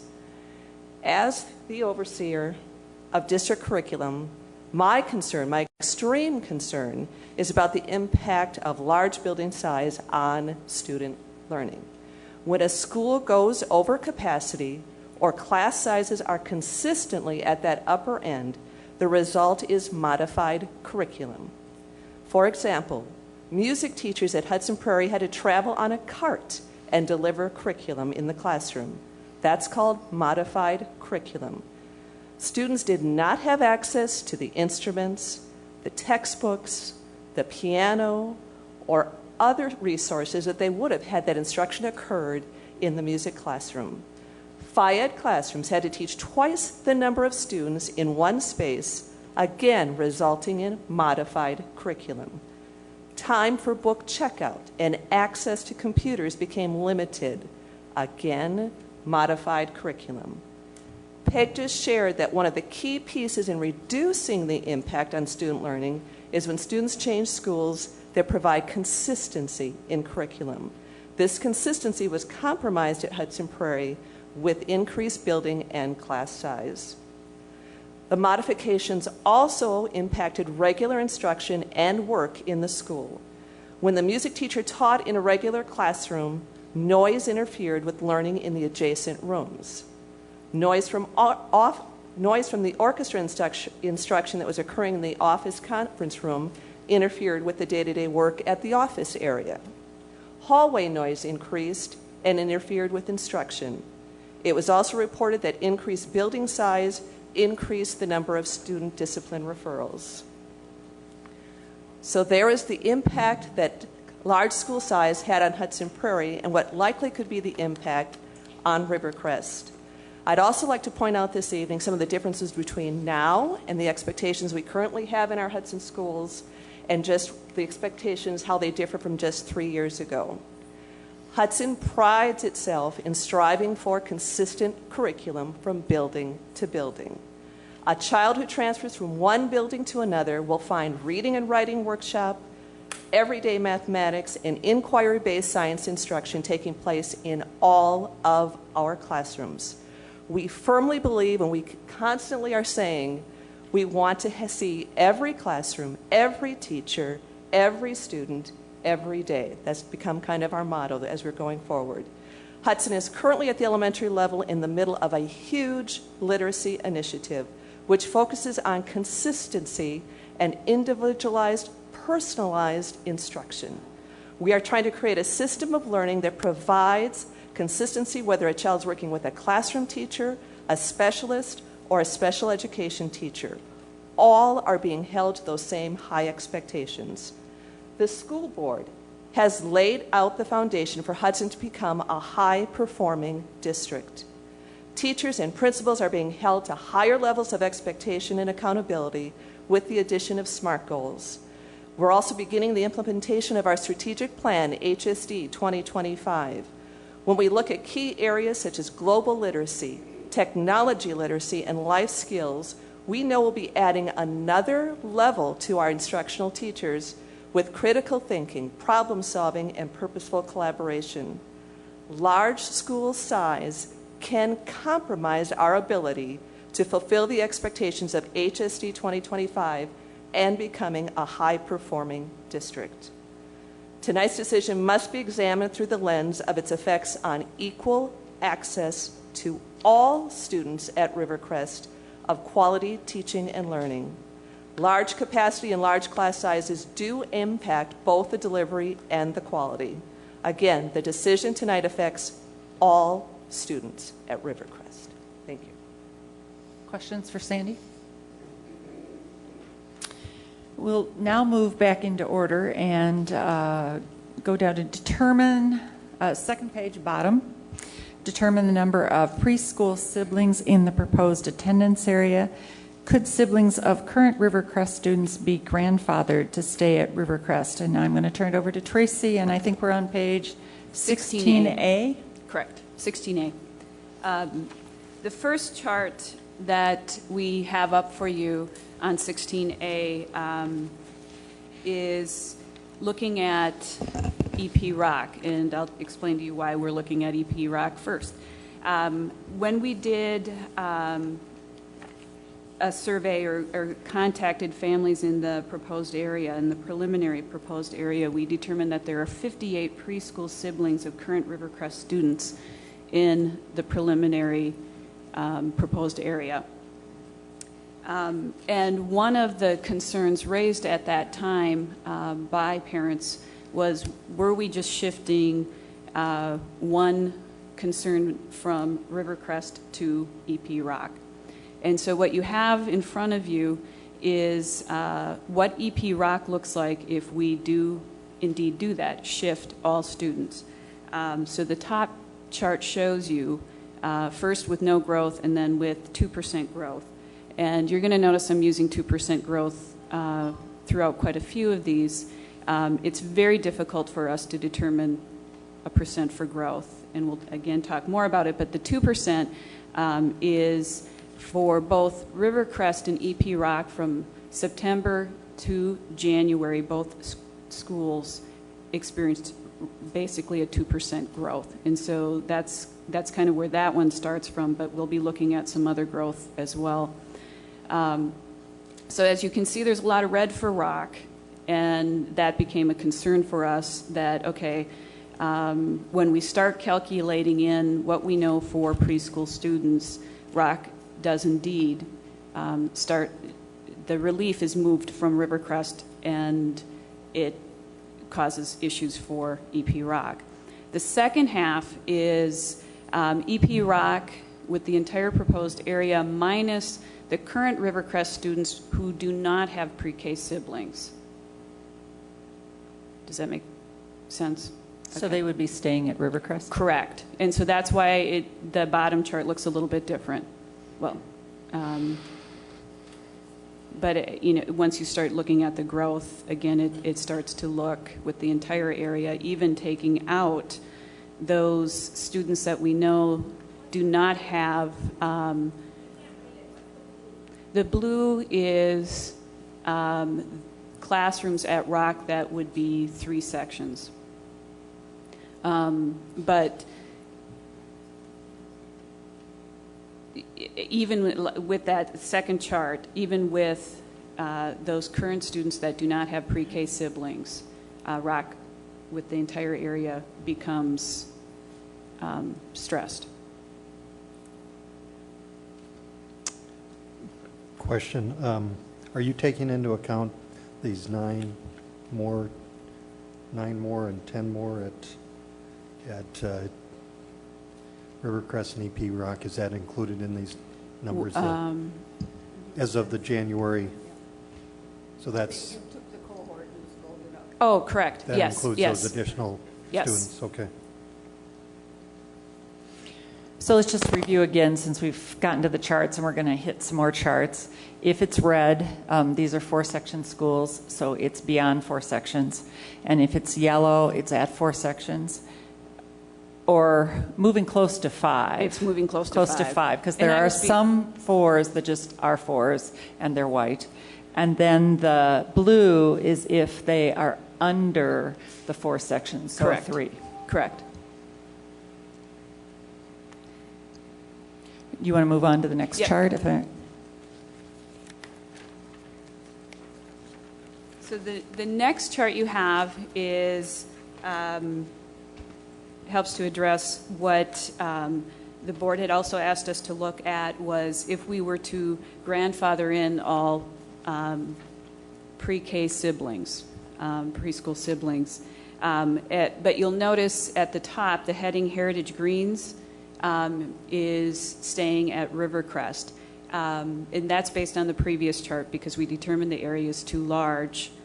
So we were going to take, we started working from the east because we're looking at busing. So if we take the furthest area to the east, which is Heritage Greens, and keep that at Rivercrest, and then work with the groups from there. So every time we worked with the numbers, we're taking off from the east because that just makes the most sense with busing.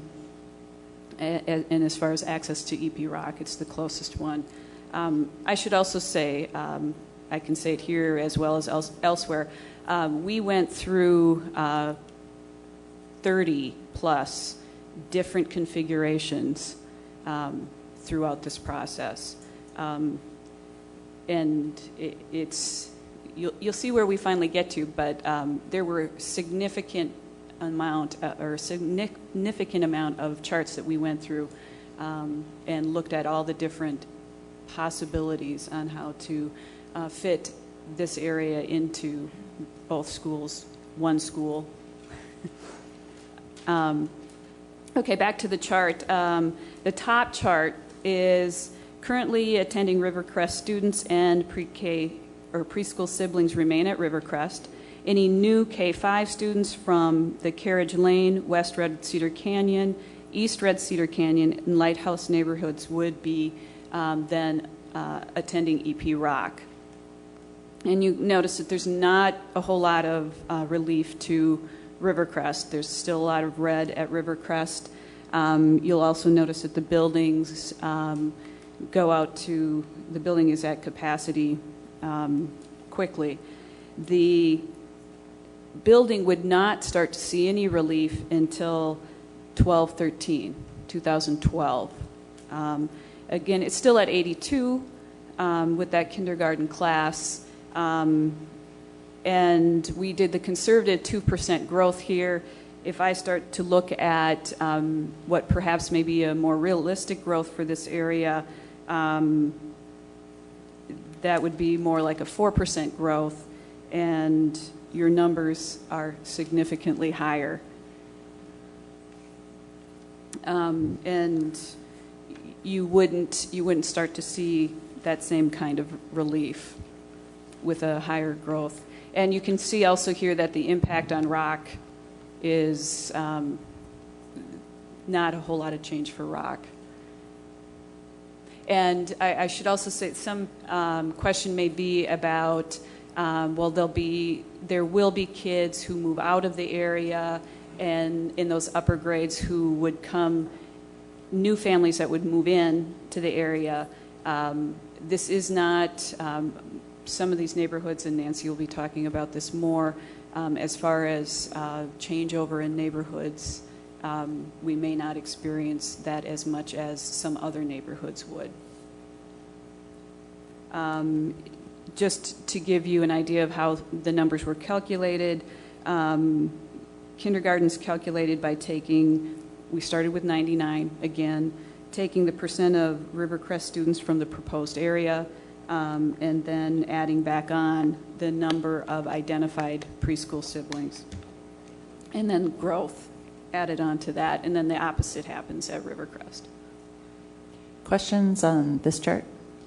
What's the new preschool number with Heritage Greens taken out? I know it was 58 before, or was it 58 including Heritage Greens moving out? No, I think it's 45. 45? It's, no, 58 is with Heritage Greens. Right, so I knew I brought Isn't my that the calculator for 45? a reason. That's in here someplace.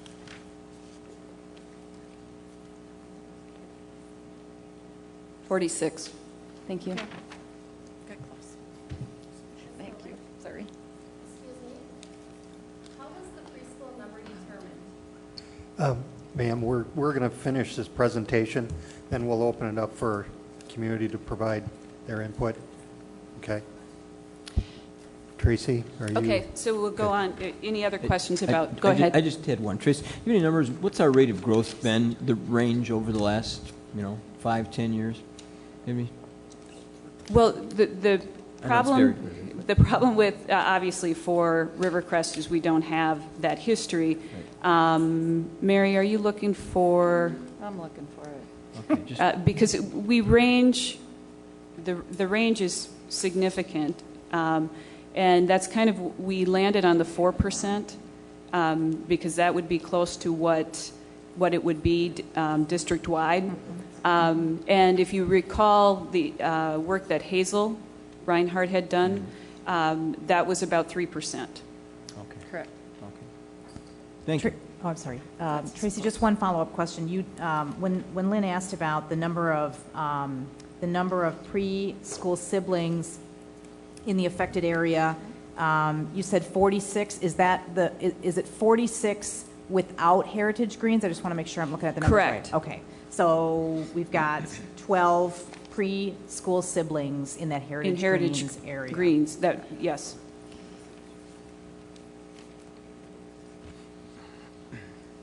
It all went crazy. All right, moving on Any to other the questions about? Okay. next one. So 17. where we went from here is this didn't provide the relief that we were looking for at Rivercrest. So we started working with, okay, let's see what happens if, now with your next chart, is we've taken all currently enrolled Rivercrest students with pre-K siblings in the adjusted area, the adjusted area being Carriage Lane, West Red Cedar Canyon, Lighthouse neighborhoods, and then we were looking at initially here East Red Cedar Canyon kind of being it'll stay at Rivercrest and we'll watch that area to see what happens. New K families from the adjusted area will go to Rock, and again, Heritage Greens remains at Rivercrest. And here you've got the 2%, 3%, and 4% growth. The calculations are done very similarly, taking the total number of currently enrolled students in the adjusted area. You subtract off the number of students who do not have pre-K siblings, because we're assuming here that if it's a Rivercrest student that does not have a preschool sibling, they would remain at Rivercrest. And then you're just adding those on to your enrollments, and you get an adjusted enrollment and you add your percent of growth. So when we look at this, when we take East Red Cedar Canyon off out of the mix, basically to watch, again, Rivercrest is not getting the relief that we would like to see. Questions on this one? Basically, I'm just working you back as we take off neighborhoods. All right, let's move on to the final boundary adjustment recommendation of the administration. And Diane, you're going to make sure you circulate those. Thank you for distributing them and some help with that. Appreciate it. And Nancy, we'll turn it over to you. Okay.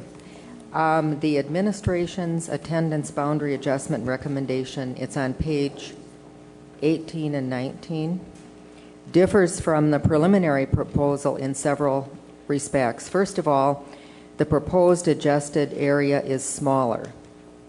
The recommendation now includes the neighborhoods of Carriage Lane, West Red Cedar Canyon, East Red Cedar Canyon, and Lighthouse. And you can refer to the map on page 19, which will show those areas. And there's a key which shows those areas in different colors as well. The proposed area is smaller due to further analysis of the preschool population and the results of the K-5 student yield analysis in the neighborhoods within the preliminary proposal. And Tracy Habish-Aline has already provided data on the preschool population, and the consultant who completed the student yield analysis is scheduled to speak after me. Because we've been, and secondly, another respect in which our proposal differs, because we've been unable to find a way to grandfather preschoolers with their K-4 siblings at Rivercrest without failing to relieve enrollment growth at Rivercrest and or over-enrolling EP Rock. The next two components of the recommendation also differ from the preliminary proposal. The present recommendation provides for students from the adjusted area, the smaller area, attending Rivercrest prior to February 11th, 2009, and without preschool siblings to remain at Rivercrest or choose to attend EP Rock with transportation being provided to either school. Also, beginning with the 2009-2010 school year, those students from the adjusted area attending Rivercrest prior to February 11th, 2009, and with preschool siblings would be assigned to EP Rock. Tracy will show you at the end of the administration's presentation the data that supports this part of the administration's recommendation. The remaining components are the same as in the preliminary proposal, having to do with closing Rivercrest to further resident-student boundary exceptions with the current 6 grade 1 and grade 3 students allowed to continue at Rivercrest, but no additional boundary exceptions, and not either the siblings of those students being allowed to attend Rivercrest. And there will continue to be no non-resident open enrolled students approved for Rivercrest. The current recommendation, tonight's recommendation, supports the original criteria approved by the board in December. The data supports a multi-year relief in enrollment growth at Rivercrest and does not over-enroll EP Rock. It considers current elementary class size guidelines and individual building capacities. The population characteristics remain unaffected at Rivercrest and become more balanced at EP Rock. Student transportation costs are minimized due to the geographic proximity of the proposed adjusted area to both EP Rock and Rivercrest. And in addition, at the January meeting, the board asked that the administration identify a solution impacting the fewest students possible. This recommendation impacts 45 of the 463 current K-4 students. That's about 10% of that population. And you can refer to the pie chart at the end of your packets to see a graphic representation. That pie chart has been added in the new materials you received, so we had not communicated that earlier to you. Nancy, can I jump in with just a couple questions regarding those Yes. recommendations? Bullet number 2, a family that currently has one child, but then the family has another child that I believe would fit into this preschool sibling category. Would that kick them into the EP Rock category then? You're looking at the second bullet? Correct. The second bullet refers to currently enrolled K-4 students without preschool siblings. They would, with this proposal, they could choose to either remain at Rivercrest or choose to attend EP Rock. I guess I'm thinking time-wise. So how do you define, are the preschool kids fall into a certain age category? Yeah, 2012. Yeah, we went out to 2012. So the Okay. current, we're talking about the current students right now who are K4 at Okay. Rivercrest, and they do not have preschool siblings. Okay. The last two bullets, given the impact that this has on EP Rock, wouldn't we want to limit the enrollment at that school as well from the outside, given what we're doing in terms of Well, that's moving- entirely what we're trying to do, is to, again, relieve enrollment here Right. without over-enrolling the population there. But you're saying no non-resident open enrollment applications to Rivercrest, but We have no open enrollment approvals, no non-resident open enrollment students attending Rock either. Okay. And if we were to proceed with this proposal, we would likely not approve additional non-resident open enrollments to Rock as well. And we'd look at the boundary exceptions more seriously as well for EP Rock. I want to go back and explain a little bit about the preschoolers. So if you take the extraordinary example of a student who right now is a kindergartner here at Rivercrest, they would proceed through, if a child was born, isn't born yet, but is born soon, you would still, that other child would still finish, would be through the elementary years at the time the other child would be ready to enter, and that child would enter Rock. Question on administration: how do we know if a family has a preschool sibling? Okay, and that, yeah, I'll explain that. When parents all over the district actually register their children for school, for elementary school, on the registration form, there is a space to fill out the names and birth dates of preschool children. It's not required. It's an optional completion of the form. But in this case, we did have the office personnel here at Rivercrest contact families who failed to record anything, just to make sure that we didn't overlook any children. So that's how we derived that number. They were children that the parents had written, onto the registration forms to begin with, and then we verified that by telephone follow-up calls. Any other questions of Nancy at this time? Just one thing. You suggested that a child who is born soon in the future, whose sibling is currently at Rivercrest, would be through the system, and that child, when that new baby entered kindergarten, they would go to EP Rock.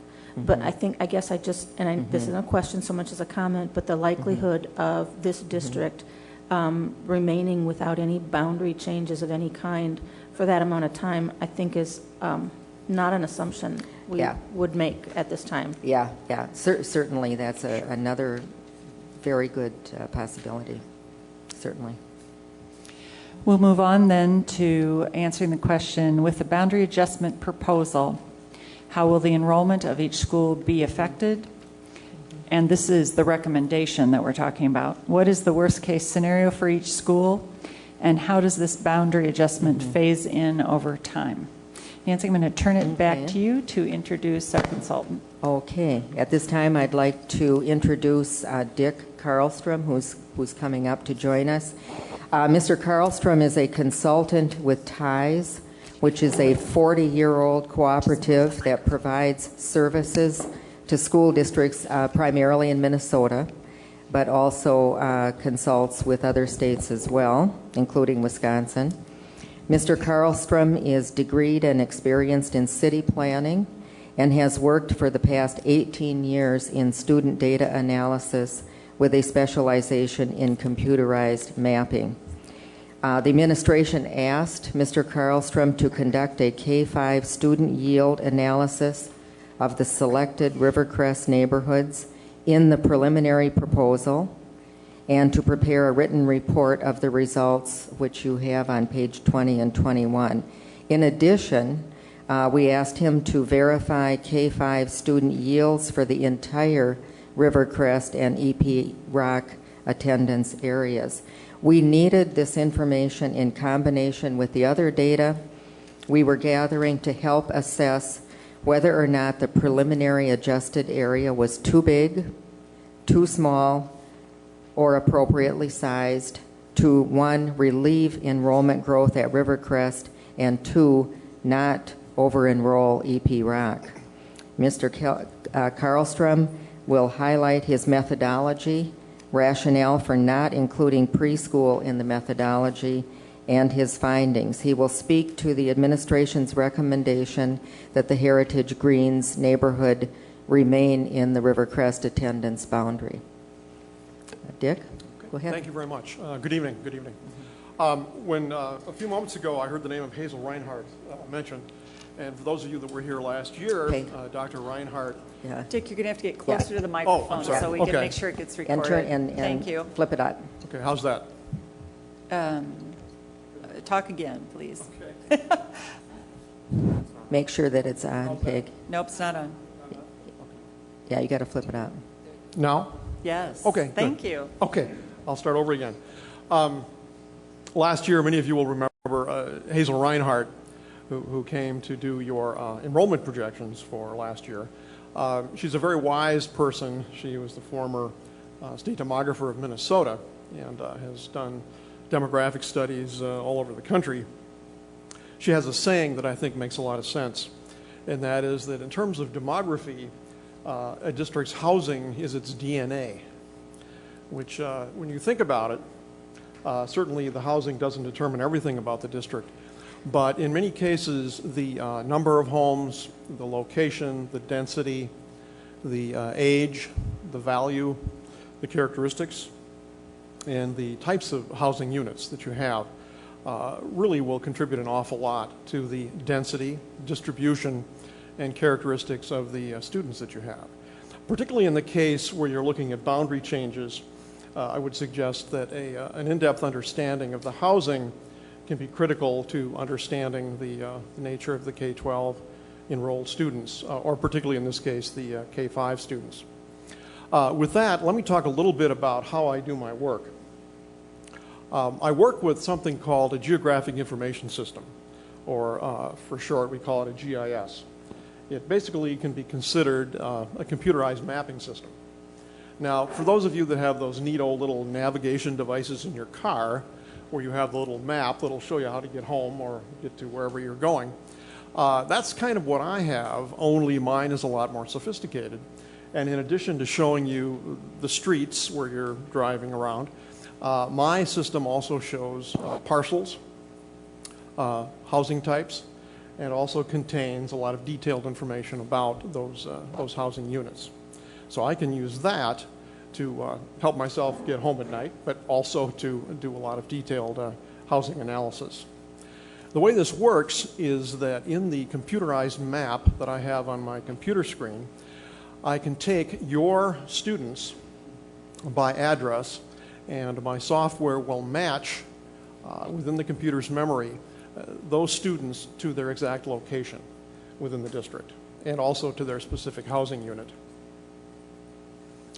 When I do that, I use primarily your K-5 or K-12 data.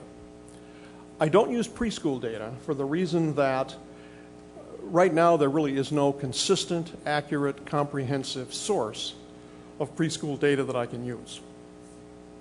If you were able to track every birth that happened within your district and whether or not that person had ever left the district or not, also if you could track every new family that moved in with preschool children, then we'd have a record of that information.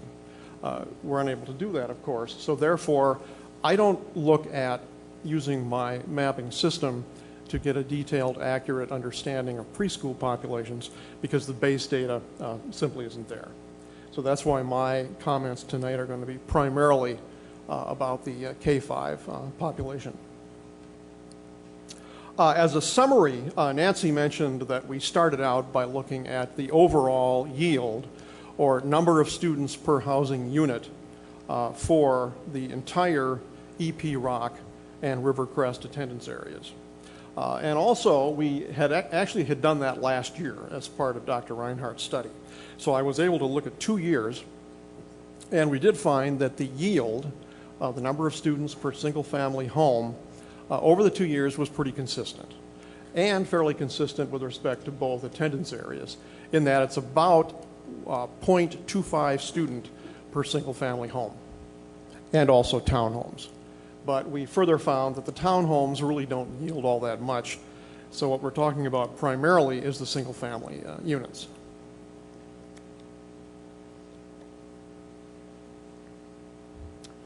Given, though, that we have the 0.25 number, that's very general, because as we look further, as we do, and as we find in many districts, specific neighborhoods can have significant differences in their yields and the number of students that are generated from the particular housing units.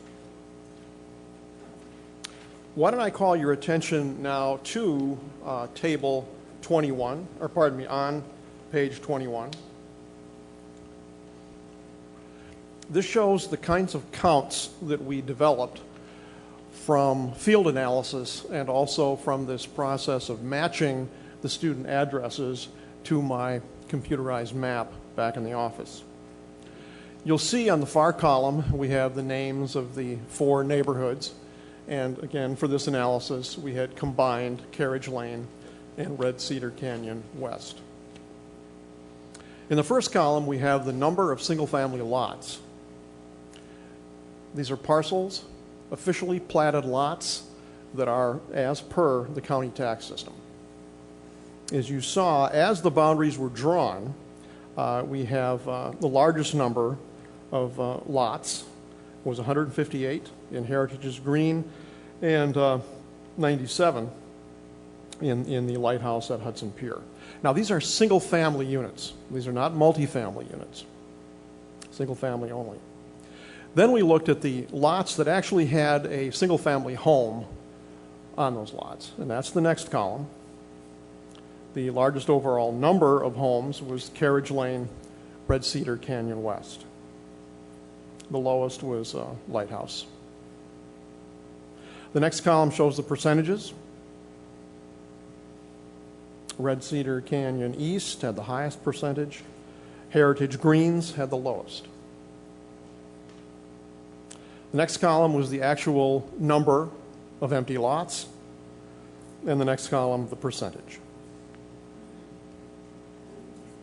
Next column, the number of multifamily units, and we found 3 of the areas had multifamily housing. The first, however, Carriage Lane, Red Cedar Canyon West, after checking the student records, we determined that there were no students, or in fact, I think there was 1, but no analyzable number of students in any of those units, so we did not count them.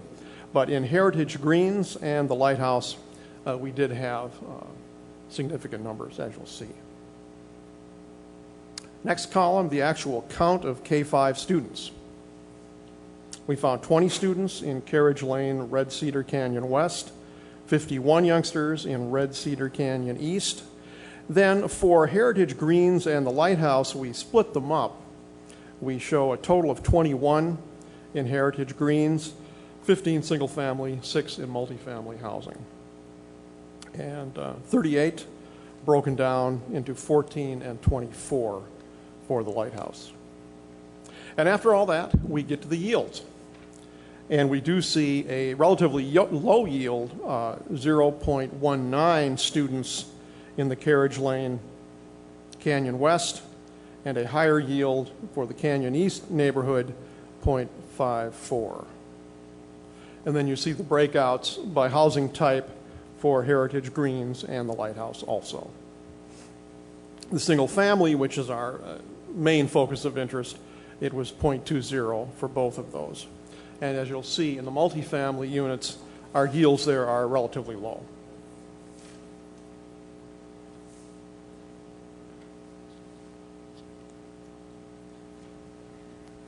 Now, as we say, the housing units themselves are critically important. Also, where there aren't housing units is also very important. So we also looked at the comparative number of platted, residential, empty parcels. And as we looked at Rock, we found 60 to 80 of their officially, according to the tax system, platted residential lots. We found 60 to 80 were empty. Now, you might say, why 60 to 80? Well, a number of those areas had been platted many years ago, and some of those lots are quite small.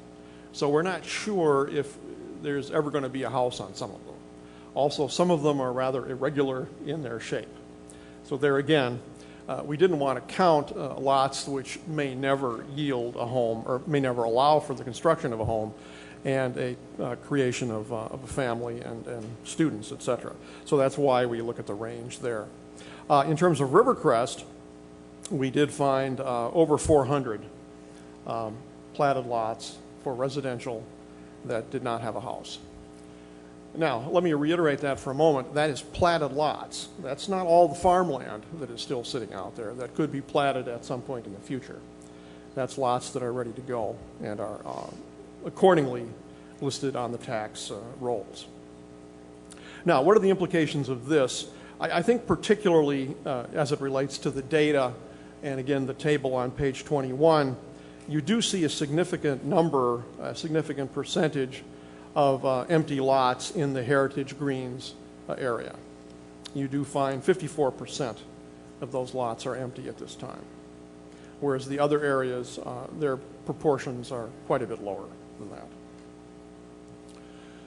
So I think the bottom line there is that of all the neighborhoods that we're looking at, that's the area that has the greatest potential for new homes, new families, and a significant increase in the number of students looking into the future.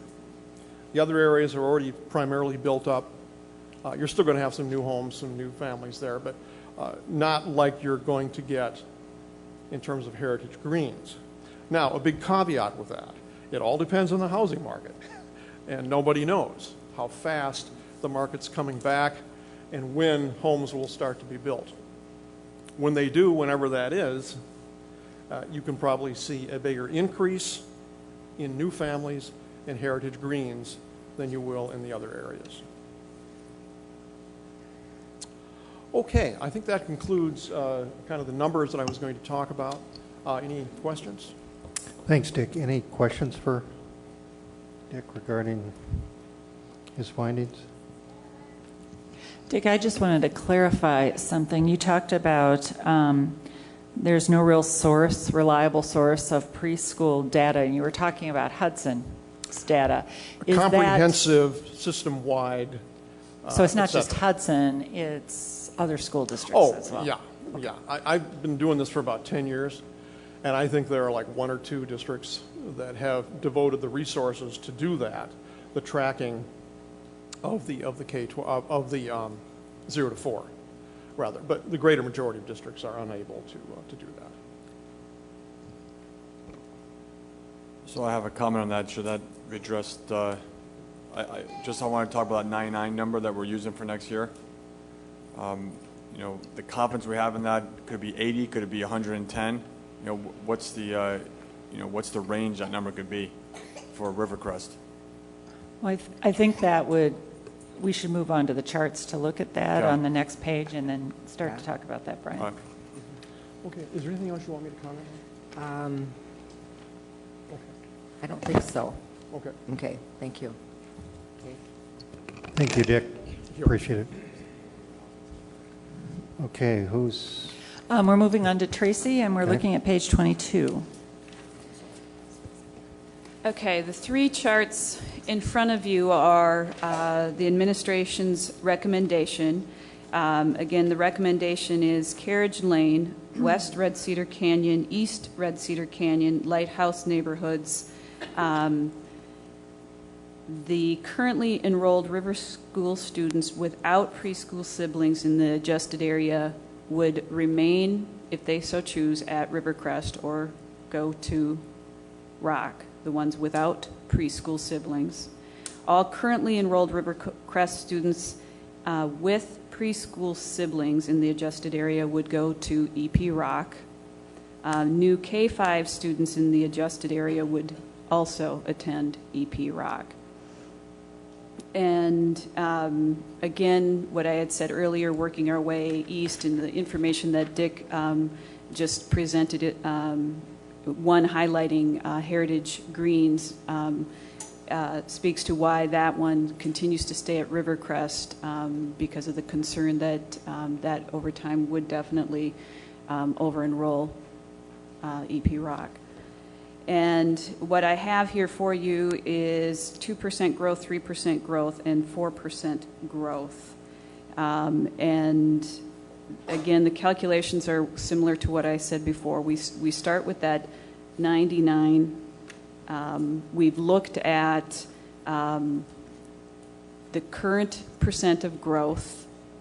We've looked at what Hazel's recommendation was, or her research that she gave us previously. And then Mary worked out some other growth rates. Again, that range, do you have them? Yes. Do you want to quickly Well, go? essentially, you hit them. We looked at Hazel Reinhardt's projections, using her low projections. That was the closest to where we were, and we looked at 5 years. And the average of those is an increase of 2.74%. That's for the elementary. And so that was, you were right on target with what you talked about. We looked at elementary growth, and we looked back district-wide elementary growth for the last 5 years. And that ended up being 4.98%. Now, if you look back at the last 2 years, we drop off the chart with that. That was during a period of time of pretty big growth. But the last 2 years, 07-08 is 2.4% growth, 08-09 is 1.4% growth. So really significant differences in those. 8-09 is 1.4. And that's K through 5? Yes. We tried to look at Rock's growth, knowing that it represented both Rivercrest and Rock previously, before Rivercrest was built. Because we moved new students that came into Rock and Cap classes around the district, we really didn't have data for the last 2 years of what the real numbers were at Rock. So we couldn't really use that as an indicator. So we looked at all of these and made the decision to look at 2 primarily, and 4, and then we just included 3 on this page, as Tracy's talked about. And then if we look at the numbers of students from each grade level at Rivercrest, the average number of students per class or at each grade level is 91. And we made the decision to start with our calculations with that 99. We had to have something to hang our hats on. But if your average class size, grade level class size is 91, that 99 is not that far off over time. Question? Mary, you just said, and I just, for point of clarification, because in the future, I don't want it to be able to be misunderstood. You said specifically that you didn't really have accurate information about how many students were at Rock. That's not what you intended. You intended to say, if I'm correct, that that's how many, it's hard to tell exactly how many lived in what would now be the Rock area. That is much more accurate. You know, we were looking at what the growth rate was, and thank you for that clarification. Certainly, that wasn't what I meant to say. We transported new students in the Rock attendance area for the last 2 years to, if the class, the grade level was capped at our maximum class size guideline, to seats at other schools in the district. And so they really were enrolled at another school, and there wasn't any way for us to track that student as growth for Rock, which was also what we were thinking of as growth for Rivercrest, Rivercrest area as well. Thank you. I would just add one piece onto this. As we were looking at this recommendation, we were also certainly concerned about impacting the least amount of students through this recommendation. And the pie chart that you saw earlier is a reflection of that. And Nancy had said the 10%.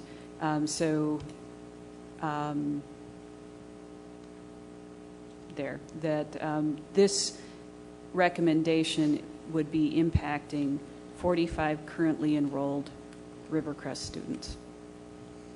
And then there would be a remaining 418 students at Rivercrest not impacted.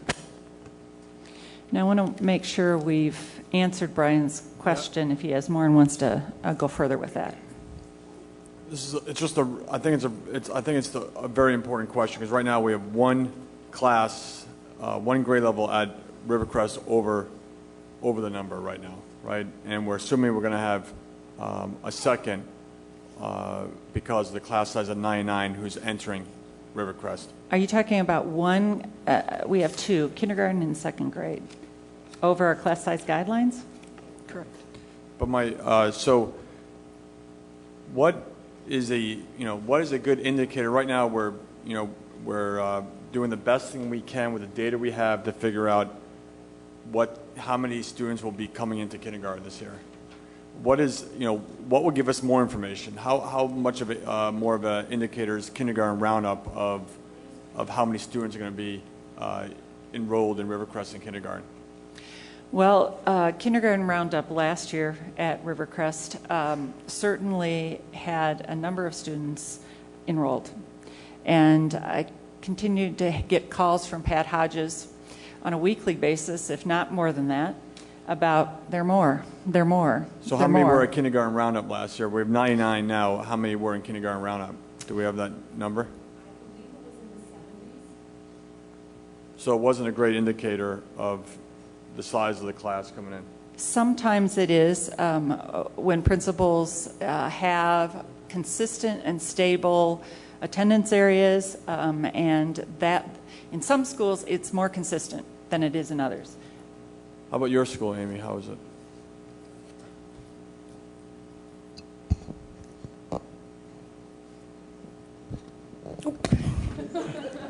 Sorry. I'm not sure this is going to answer your question, but there is not a history for Rivercrest.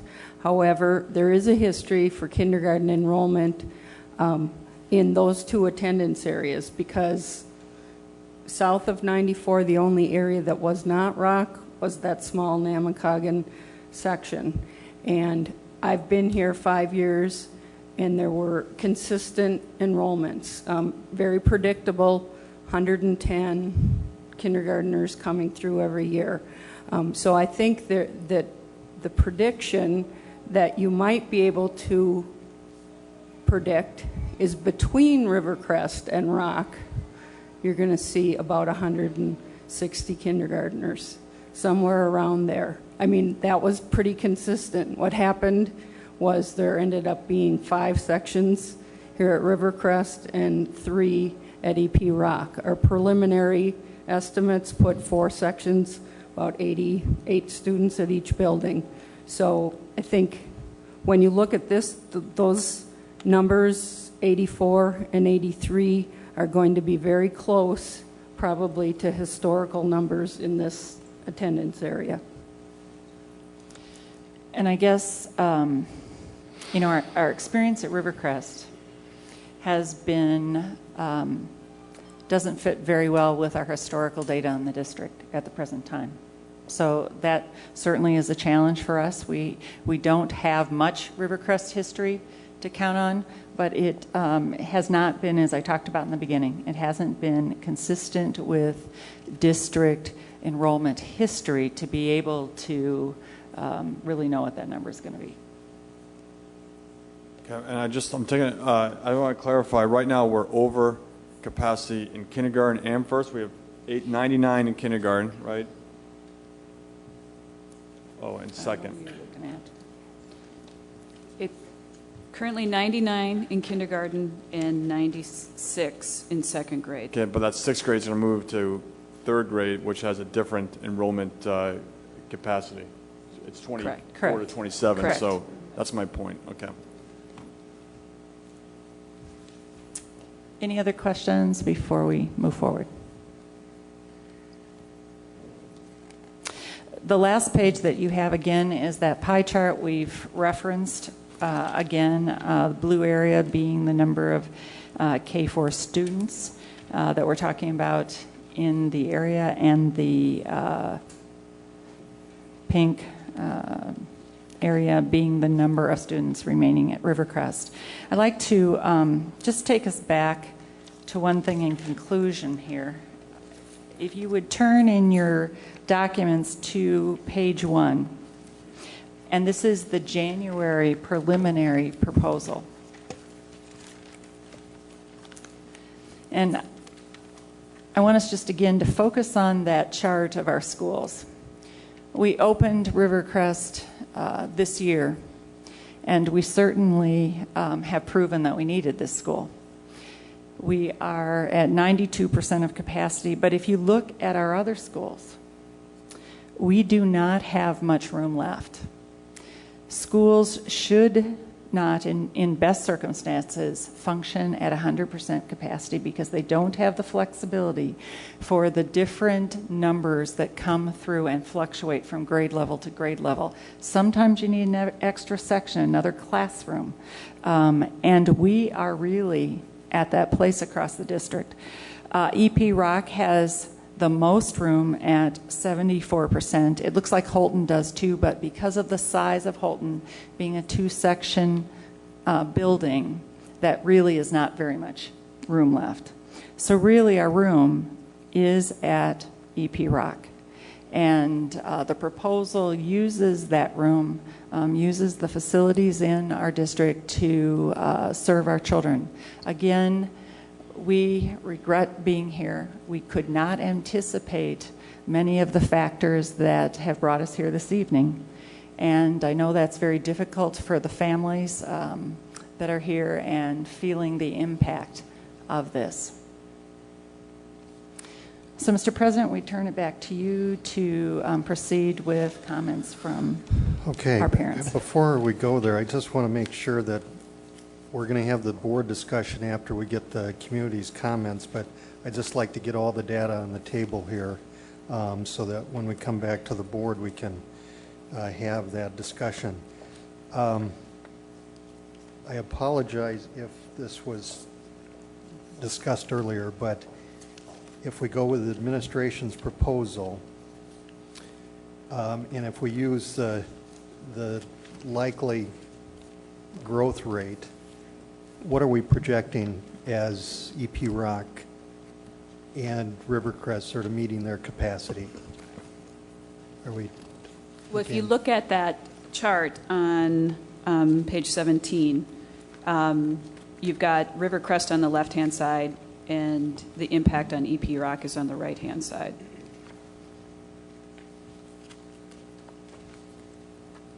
Okay. Isn't it the chart on 22? Oh, I'm sorry. 22? 22. Yes. Okay. Good. So Did go far enough. But again, you have Rivercrest on the left-hand side showing you the different levels of growth that we've been able to calculate, and Rock is on the right-hand side. You can see that with this recommendation, this does not over-enroll EP Rock. Okay, good. The other question I have that I think is going to come up is, and I think Brian alluded to it earlier, is adding on to Rivercrest and the feasibility of that, the cost of that, and the timeline. Tim, you want to address that? I'm sorry. Adding on to Rivercrest, the master plan with the additional 9 classrooms, looking for cost of that potential timeline. Sure. Just 1 second. I'm a page to my information. While he's doing that, I'll add one more comment that I think is important for us to just keep in mind. We continue to grow at elementary. We have slowed the pace across district-wide elementary. But we administratively assume, and based on all the information we've continued to collect, that both Rock and Rivercrest will be full in the near future, unless factors, whether it's economic or whatever, change the dynamics. We are still growing in the times that we are facing now economically. And so every indicator we have is that we will continue to grow, and we believe both of these schools and the potential for other schools as well to reach capacity. And as we look at the numbers, we expect that to happen, whether it's 3 years down the road. We can't predict when that's going to be, but we know, we firmly believe that that is going to happen. Okay, I've got my information here now. When we look at adding the addition of those 8 to 9 classrooms, we're adding about a little over 12,000 square feet to the building, and very rough estimates would come in around somewhere around $2.4 to $3 million would be the range of cost to add those classrooms. And the timeline, any idea? Timeline would be it would be very tight, a very tight timeline to do anything, get those opened by the beginning of the next school year. There's a possibility that, there's really a lot of variables that we really need to examine a little bit more before we can go into a lot of detail there. Okay. So if I understand correctly, Tim, that means that that could happen, but we're not positive if that we can do it in that time frame. Yes, there's a possibility, but we do need to do additional work on that to make sure. And would that require a referendum? Because we certainly don't have time to do that and still get it built. It depends on how, what decisions are made here at the board level. Again, providing this piece of information kind of really standing on its own, I guess we'd have to have further discussion on that. There is not enough money in the Rivercrest construction budget. We have talked about that budget is not completed yet at this time and closed out, but there isn't anywhere near the amount of money that we're talking about. What's the amount remaining in the budget right now? There's about $500,000 remaining right now. Okay, thanks, Tim.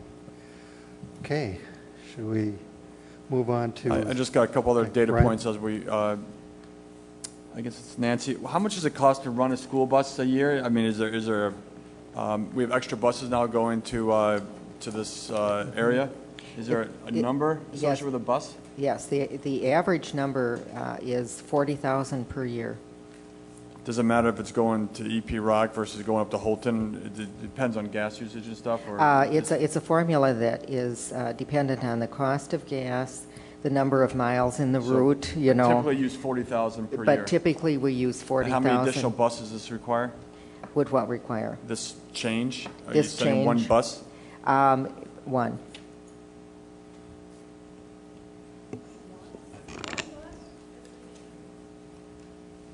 Okay. Well, we can move on to the... Mr. President, can I ask one more point of clarification? I'm referring to both this chart and to the data that was provided to us by... Do you want to give us page number? I'm sorry, page 21, and the chart doesn't have a page. The pie chart. I'm trying to understand from the count of K through 5 students. There's 130 students, as I understand it, 109. That number that you have, that you're looking at Dick's chart, right, includes both Rivercrest students who have pre-K siblings and non-pre-K. Okay, thank so you. that's why that's the difference. Okay, thank you. Any other board members? Okay. We'll move on to the citizens' request to speak on this issue. And we'll start with Sheila Engel. And if you could come up, state your name and address, and then if Sarah Roth and Mary Jacobs, I believe, could be next in line.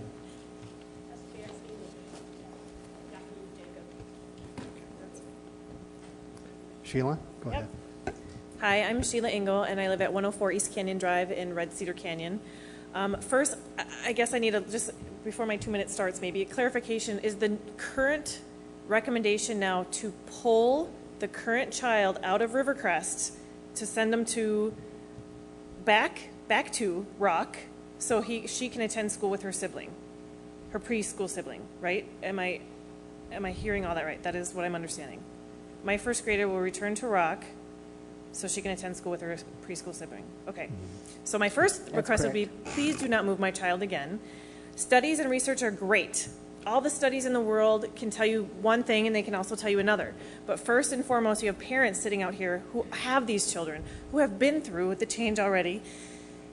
And, you know, we did come to you last time and we said, please don't separate our communities. Please don't separate our children. And I feel like you just took it a whole 180 degrees and just bit us in the butt with it. And I'm sorry, but I'm really upset about this. So you took our words and are now pinning us down to having to move our oldest children again.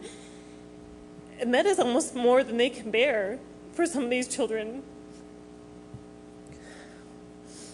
You say if we're supportive and if we provide all these things, we did that once already, and they're still having trouble. Your research just said they have trouble in reading and they have trouble in math.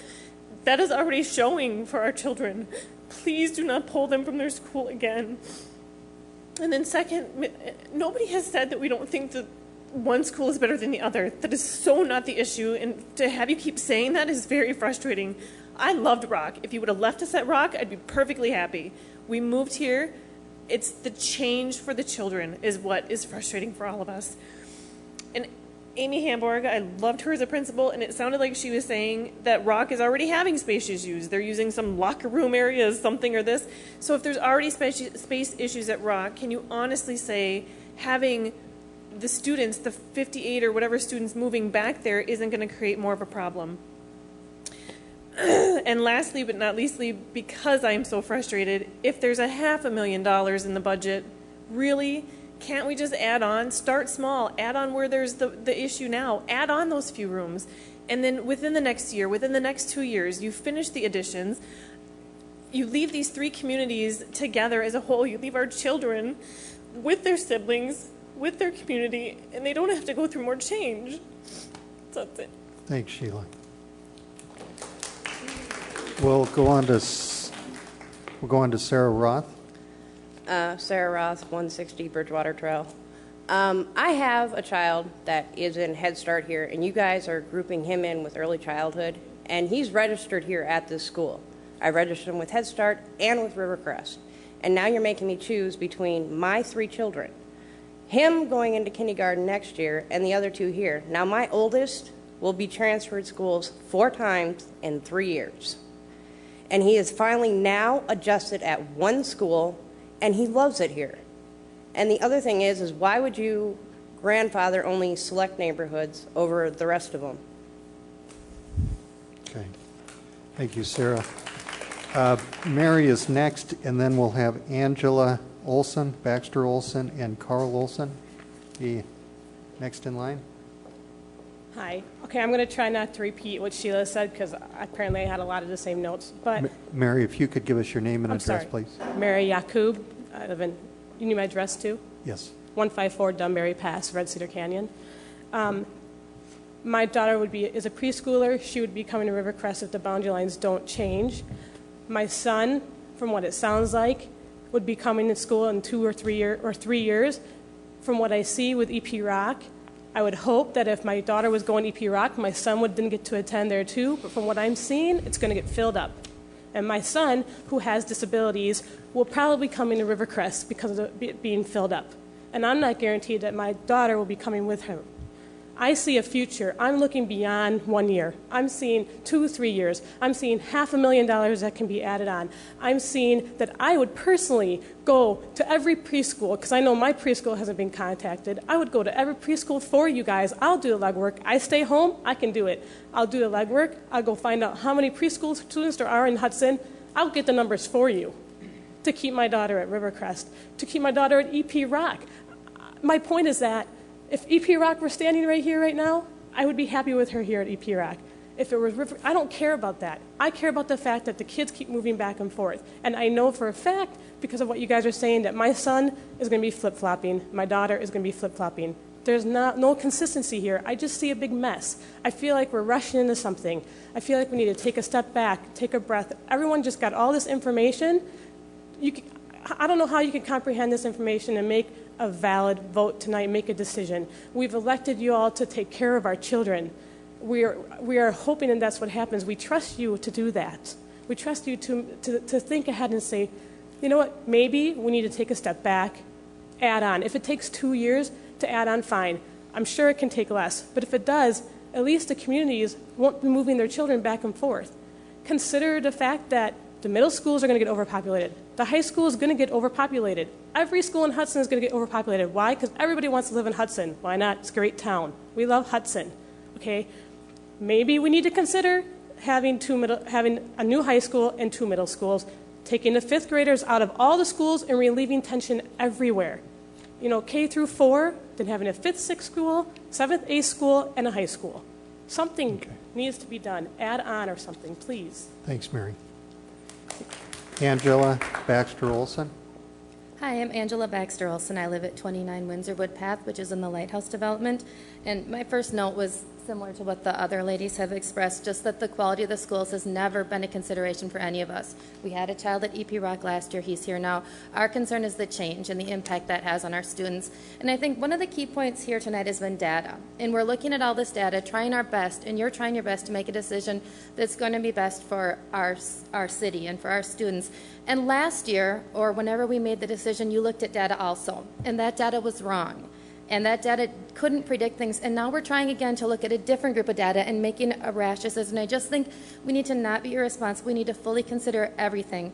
I'm glad to know that you did look at some studies about change in school. And I heard that you looked at 6. I've also looked at very many studies. And it's funny that, again, the data can look different depending on what studies you look at. And the only true correlation they found right now is that changing the school is what leads to the problems. And like people like to hypothesize that it's quality schools. That might be an insulator. Maybe it's low economic status. It's hard to say what they are, but the true strongest correlation is the change. And if you think about what it's like for our students navigating a new school culture, making new friends, learning new transitions, everything is different. Also, in the editorial and that I read in the Star Observer, the superintendent had spoken about how the transition went so well this year. And I have to say, for us personally, it didn't go well for our child. And nobody asked us how we felt that transition went, but we didn't complain because we thought we were doing what was best for our son and for the district. And now I feel like you're asking us to do it again. You're asking the same group of people to make a monumental change for their child, and I just want to feel like you're really considering all the options out there. Thank you. Thank you. Carl's up next, and then if we could have Dominic Busta and Deb Gagnon be next in line. Carl, if you could give us your name and address, please. Carl Olson, 29 Windsor Wood in the Lighthouse District. Here's the deal. I'm a cop. Not good at math, all right? And in my business, we baffle them with BS, and that's what I feel like been done here tonight with all the stats and the pie charts and all that garbage. I think I have adult ADD because, I mean, after about 3 minutes of it, I was zoned out, all right? So I have a feeling there's no way you can make a legitimate vote tonight on this. And my wife said it best with the transition. You know, my son has struggled this year, making friends, fitting in, doing those things. And now he's going to have to go back and suddenly try to rekindle friends, some who live in areas that are going to stay here. So keeping his little pod together isn't going to do much for him because he already hasn't made friends with those kids. Okay, and now he's going to go back to EP Rock without half the kids that he was with at EP Rock with. So it doesn't do us any good. $500,000 in the budget. I mean, build a couple walls, take some of the bricks out there that we spent our hard-earned money on and put them inside and build a couple walls. Thank you. Dominic? Dominic Busta, 24 Bristol Court, the Lighthouse Development. I guess first subject, the EP Rock, the comment, it was made in the presentation that you're already using rooms that are not classrooms. I think that's, I really struggle with the decision to move students to use space that's not designed for classrooms. Why don't we leave them here and use space that's not designed for classrooms? The other, I really struggle with the 99 students you're using for the kindergarten numbers. I mean, where are those coming from? I didn't hear anything tonight to give me any confidence that those are realistic numbers. I do have a son that will be in kindergarten next year. Haven't been contacted for any information, you know, where if he plans to go to the district. I really struggle with where you're getting your data. I think the only prudent decision tonight is to potentially not vote or vote against this and relook at things. I look at your proposal you made, I think it's 3 weeks ago now. You come back tonight and you've got data that says that would have been a very bad decision. You would have been over capacity at EP Rock. So I think the only prudent decision is to not vote on this tonight and to relook at the data. I struggle with saying that we should build more classrooms, but you really have an issue in K through 2. You'd be talking 2 or 3 classrooms to build. You break that down, you probably have at least enough money to do that. So thank you. Thanks, Dominic. Deb? Oh, okay. Deb is up next, followed by Lisa Booth. Deb, if you could state your name and address, please. Hi, my name is Deb Gagnon. I'm at 450 Carriage Lane. I'm in that little circle with the arms on the diagram, and I think I'm in a bit of a unique situation, so I'm actually here to respectfully submit a request for our neighborhood. I have 2 of the youngest kids in our neighborhood. We have 10 elementary students. This makes me think of when the science teachers were here earlier and how innovative it was that they were listening to their students. I'm hearing some ideas that maybe we can listen to the parents here and come up with some little tweaks that would help displease the fewest number of people. My formal request is to exclude our Windsor Heights neighborhood from the proposal because of what I believe is our unique situation. We've got 10 elementary school-aged children. There's 28 homes in this area with the 2 little arms, which are the cul-de-sacs. My son Patrick is a 3rd grader. We were one of those private school families that pulled him from St. Pat's last year because we were really oohed and awed by the public school system, in particular Rivercrest. What this would do is take my little bright-eyed 5-year-old and not only not put him at the school that he's been dying to come to, but then have him pull my 3rd grader to EP Rock, where all the other elementary age school kids that they play with every day would remain at Rivercrest because they are all older. And like I said, I've got 2 of the youngest children in my neighborhood. I'm the only family in the neighborhood that has a kindergartner starting in the fall. The only other younger children than the ones I have, I'm one of those old moms. There's a kindergartner starting not this fall but next fall, and there's a 2-year-old in the neighborhood. Otherwise, everyone is older families. I don't know how much that would change within our 28 homes. So again, I very respectfully honor the research that you've done, the numbers you've looked at, all the different angles you've had to consider, and just request that you exclude our Windsor Heights neighborhood from this and consider keeping our family, our neighborhood at Rivercrest so that we could stay intact with that. Thank you. Thank you. Lisa is next, followed by Peter Anderson. I wasn't really prepared to speak, but I'm going to try to do this without crying. At first, we were a little bit upset when we first heard, well, we were really upset that there was even the option to split up our kids. I'm at Lisa Booth at 92 East Canyon Drive, and I have a 2nd grader here, and I have an up-and-coming kindergartner, and then another one the year after that. And we were really upset about the fact that you even split up our kids. It just seemed absurd. And now to have to, and we would have taken that choice. We don't consider it a choice, but Kate would have stayed here. The other kids would have gone there, and we would have somehow made it work. I don't know how. But because we wouldn't do that to him again. He was one of the kids that did not transition well. We had 2 months of communicating with his teacher, who was wonderful. We loved EP Rock. We love it here. I've been blessed with great teachers, both places. But he did not do well. He did not do well. He was upset. He was crying in the morning. That is not typically my kid. And I can't imagine going home and telling him that he's got to go back again. It's, you know, he's second grade. He started kindergarten. It's a hard transition for everybody. He had 1 year of like calm normalcy at EP Rock. Then we move him the next year, and now we're going to move him again the next year. I mean, he's been in school 4 years. He's going to move 3 times. It just doesn't seem right. It doesn't seem right. And I know as his mother that it's going to be very difficult for him. His math has suffered. His reading has suffered. His grades have gone down. We are supportive. We do the best we can with him. And I think moving him again is bad. It's not good for the kids. It's not good for the community. It's just not good. I don't know. That's all. Thanks, Lisa. Peter Anderson, followed by Amber Johnson. My name is Peter Anderson. I live at 90 East Canyon Drive.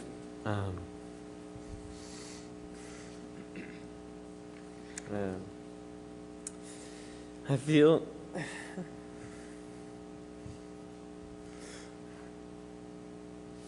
Peter, if you want to come back in a little bit, that's fine.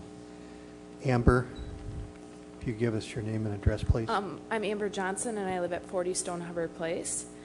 First of all, I'd like to touch on the fact that we had a petition signed. Many of us signed a petition, e-petition. I'm not sure if you guys got a copy of it, or 222 people signed saying that we were definitely wanting you guys to vote no on this. Most of us were voters who voted yes for this new school, specifically because our kids were going to this school. We also don't want our kids to be in humongous classes. We know big classes equals bad grades and all of that sort of stuff. Frequently, when you're talking about the statistics on what the up-and-coming class sizes are, we're not talking about the pre-K at all, the 0 to 4-year-old kids. I know in my neighborhood alone, there's 2 kindergartners right now, maybe 3 kindergartners. Next year, there's 7. The year after that, there's 15. We know the growth. No one's asked us our growth. No one's called my preschool or her preschool or her preschool. We don't know any of this. We know these statistics. Why haven't we been asked any of them? What else is there? There's the boundary exemption kids that are in the school right now. They're being allowed to stay, but the kids that are here right now that were transferred from EP Rock aren't going to be allowed to stay. Is that the understanding of what is? Yes or no? The kids, so there's a couple kids who were allowed to come in to this school. There's like 8 of them or something. They get to stay, continue to stay, but the other kids don't. Correct? Yes. Go ahead, No. Nancy. Response? Yes, there are 8 students who are boundary accepted.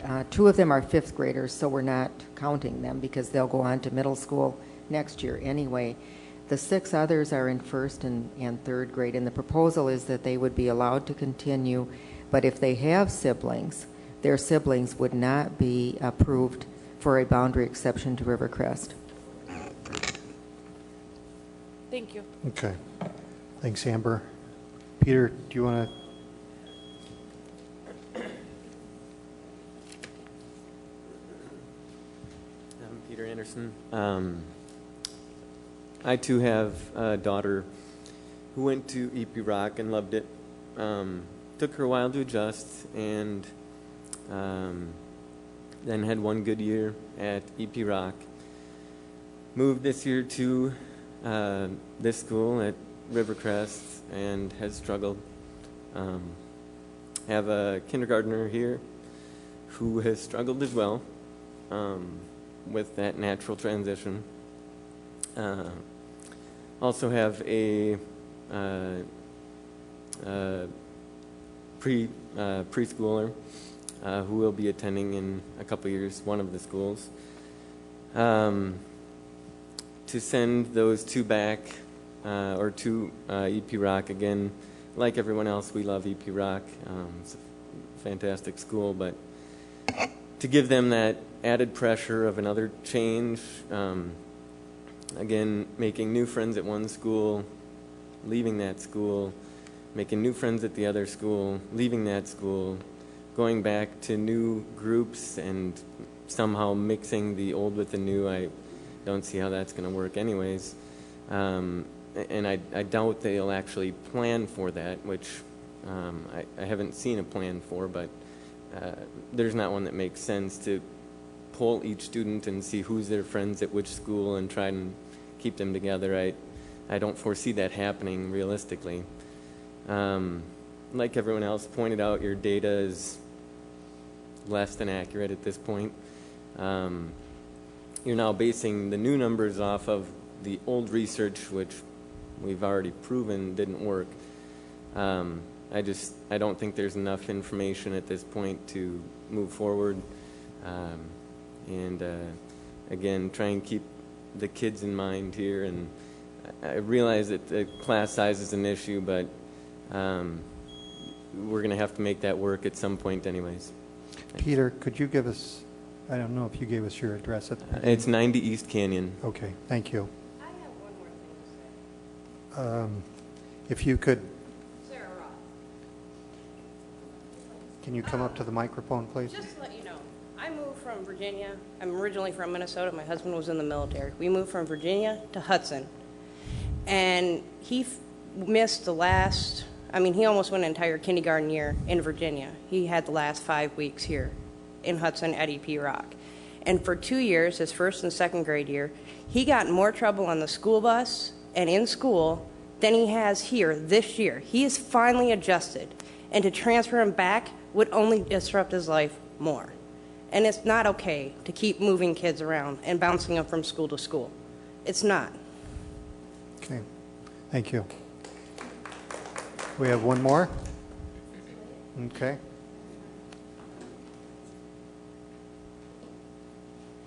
Thank you. Jill, if you could give us your name and address, please. And is there any others while we can get those in now? Okay. Okay, my name's Jill Loomis. I'm not in this affected area. I live at 422 South Fork Drive. And I have a huge fear of public speaking, so this is taking a lot out of me. But I've been involved in the parent group and on the advisory council participating, so I understand the complexity of this issue. And I personally have children that really have a hard time with transition, so I really feel for all these parents who also have those issues.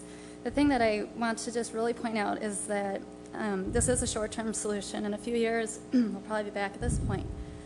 And I think that these parents are going to be so supportive if you even just look at the possibility of adding on 1 or 2 sections in those overcrowded areas, not doing a whole addition, but just, it's just you're alienating all these people that have been so for Rivercrest, and I think you really need to weigh that, because I can just see this in the future. If you try doing a referendum or try it on the Rivercrest, you've lost all this parent support, and your credibility has really gone down. So I just want to look at that. And as far as being a parent on the parent group board, I'd be very supportive in fundraising, whatever it would take to get more space so we could keep the people here that are here. I just think it's really tough emotionally to take something away from someone once they've been given this privilege of being at this school. And there's nothing wrong with other schools. I love them both. But I just really want you to look at the impact on the school district. And in a few years, if you all of a sudden you have to add on to Roxville in a few years and you have to go back to this drawing board, which we know is going to happen with the growth. It's just not going to slow down. I just think you have the support now to use that money for just a few sections. Just an idea. Thanks. Thank you, Jill, and thanks to everyone for their comments. At this point, we'll move it back to the board and open it up for discussion. Anybody want to lead off? Sure. Brian?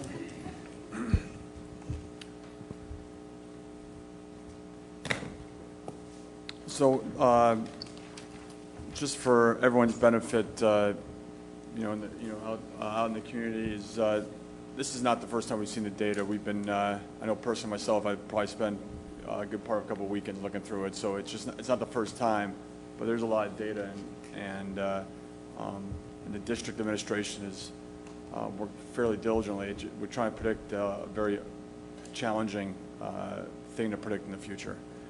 But that being said, the way I look at this is we really have pressure right now on K through 2, because that's where we have smaller class size guidance. It's 18 to 22. If you look at after that, there's not the pressure on Rivercrest right now. So when I look at the numbers right now, and I point my fellow board members to this page 4,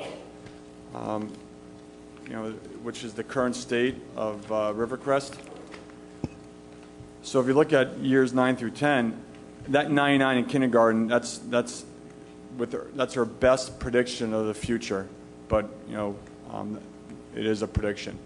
So really, the only class that's over guidance right now would be first grade. So I'm really focused right now on providing some relief in these K through 2, where we have a smaller class size guidance that's driving these red. That's why it's red, and that's why all this other stuff's white. So that's number one. Number two is we have a challenge in our district. We have a growing K through 5 enrollment, and the challenge is it's now a ubiquitous thing that you can't move one student here up to Holton. It'd be good if you could. You see there's capacity at Holton, but we all know on the board you just can't move. You can't just fix the problem. It's not a ubiquitous movement. However, down the stream to Cindy's point, there's going to be another broader issue as we look at growth in Hudson Prairie, right? Growth in Holton. So I think we have more of a macro redistricting that's going to happen eventually, and there's nothing we can do about it because we have a growing K through 5 enrollment. My challenge right now as a board member is we don't know what's going to happen the next couple of years. We're in a situation in our economy and the housing situation that I think it's going to be really hard to predict what happens next year. So my suggestion is that two things is either we assess what the actual enrollment is in kindergarten next year and make a decision at that point, right? Or my other recommendation, I'd like to get some feedback from you, Mary, on this, is since the real pressure right now is on K through 2, is could we just take the kindergarten wing, add 2 more classrooms? That's $335,000 a classroom, which, Tim, I would encourage us to be able to negotiate better than that. That's $275 a square foot, right? Which seems pretty high to me, but could we add on 2 new classrooms with the $500,000? Also realize that would also take away the use of another school bus. We may be able to make this work in our budget as an option to the board for another option to consider and not do the redistricting right now and wait for that for 3 years from now when we have more data and do more of a macro redistricting. Unfortunately for the members of the community, there is going to be a redistricting because there's no way we can absorb all these K through 5 and not do something in the future. But I don't know if now is the right time. So that's my, there's some thoughts there. I'm not making a motion, but I just want to Brian, put that Brian, up are you, you indicated the K through 2 is the sort of the pressure point. Yeah. So are you proposing 2 or 3? I would, I think we could do 2. And I think we get flexible in that 3rd classroom. I was making some comments about the ED room. I was making some comments about the activity center. And I'm not a space specialist, but I'm throwing it out there for consideration. Mr. President, it occurs to me that really building on, is that really a viable option? I mean, to build 2 classrooms?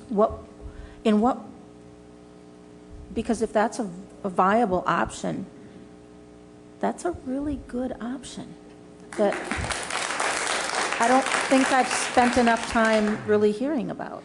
Tim, could you maybe address a little more of the logistics with that? I know by the time the shovel hits the ground, there'd have to be, some architect work and some planning involved. Is it really realistic to look at something like that for the fall of '09, or probably more realistically, it would?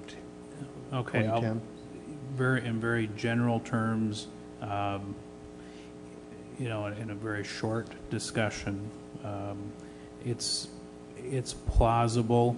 But there's no guarantee at this point. I mean, we have to go through state approval processes that can take as long as the actual construction of the building. So, just getting state plans approved, all of those things have lead times built into them. So, it's difficult to answer that question succinctly at this point until we explore it a little further. But Okay. Dan, Mr. President, would an interim option possibly be some trailers that could possibly give us some time in terms of construction, and something more permanent in the future as a possibility. But if I could, I'd like to, Mary, do you want to say something? Okay. If I could, I'd like to just make a couple of comments and then offer maybe a different perspective. This is obviously a challenging decision tonight, and I think it shouldn't go without saying, and it's probably already been said, that this administration has labored very, very hard to try to come up with a good solution that'll affect, will impact a minimum number of our kids and families. We have two things in front of us. One is the effect that it has on families and the time in which this is occurring. It's occurring within a very short time frame. Kids are transitioning, are beginning the transition now, are being given the opportunity to complete that transition. Now we're going to ask them to transition again. So that's one of the big issues that I see here that we're dealing with. The second one is class sizes. And in the solutions that we've worked on and talked about have been focusing the burden on the people that are here currently, the people that are already vested in this school, have already invested in their families with this school, and that type of thing, that being the early education, special needs kids, that being the families that are affected in this boundary area. But there's also a group that we haven't talked about to much extent, really, and that is the people that are coming into this school, which are really creating the pressure that we're experiencing. From the 19th of September to the January posted date, there were 18 new kids. These weren't siblings, these were new students coming into this school boundary area for Rivercrest. In my mind, there needs to be a solution that addresses and manages this situation with putting the burden on those folks that don't have the investment in this school at this point in time. So, my thought is that we freeze any growth in this school, that we look at anybody that's coming into this boundary area. Their options are EP Rock. They have that option, knowing before they buy a house or before they purchase property in this area. In my mind, and I realize, that there's no pure solutions to this. I mean, anything that we decide on is going to have a cost to it. And some of that cost is going to be probably in transportation and some logistics and things like that. But in my mind, that's the least affected group that is creating the pressure. So. Okay, Can thanks, I Tom. say something else? And that is, Cindy? we spent a lot of time and energy as a board and as a district and also as a community dealing with the long-term space issues at the elementary grades. And I am concerned that, when we did the boundaries for these new districts, a lot of time and energy and really good work went into that. And to have not to minimize the impact on families, but when you sort of get up in an airplane and look down, to look at what is really a minimal adjustment to those boundaries is really pretty excellent work. You really did excellent work in the first place, and I know there are a lot of people who are criticizing us and saying that, obviously we use bad data and we can't make good decisions and we can't make good projections and we really screwed it up because now we have to come back 5 months later and change it. All that is just so not true. I'd love to have those people have been in the process. I think they would understand. A lot of really good work went into this, and this is a pretty miraculous outcome to have done the kind of large-scale districting that we did, and then to have really this fairly small adjustment in across the entire district. There's one location that we're looking at in this year for adjustment. I think that's, I just want to congratulate you, particularly Nancy. I know that you put in way more than 60 hours a week making that happen. Congratulations. I think it was great work. And the outcome, I think, is really stellar when we look at the whole district as a whole. I do really think that people need to understand that we don't make these decisions having heard this information. As Brian said just tonight, we've had a district administration that has been producing information for us and answering our questions. Before the last board meeting, we had a lot of information already. Before this board meeting, we had even more. And it didn't come to us yesterday or last night or this morning or just at this meeting. It came to us, you know, it's been coming to us in really digestible pieces over the last 30 days since the last time we met. So I want that to be said. But then the other thing I really think I need to know more about, because I don't know more about it. I know very little about it. I've seems that maybe I missed it in the materials, but this whole possibility of us adding on is a good one if it can be done, and if it is not going to take.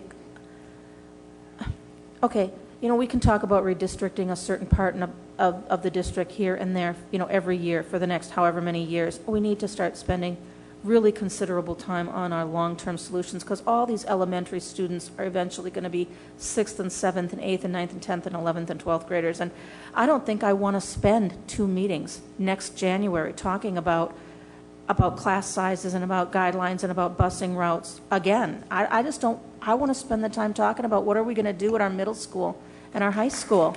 And so I really like, for that reason, I do, you know, if we can get more capacity with the, you know, build on all the work that we've already done in this building, and it's this much effort to get this much bang for, you know, this much buck, and we've got most of it in the bank.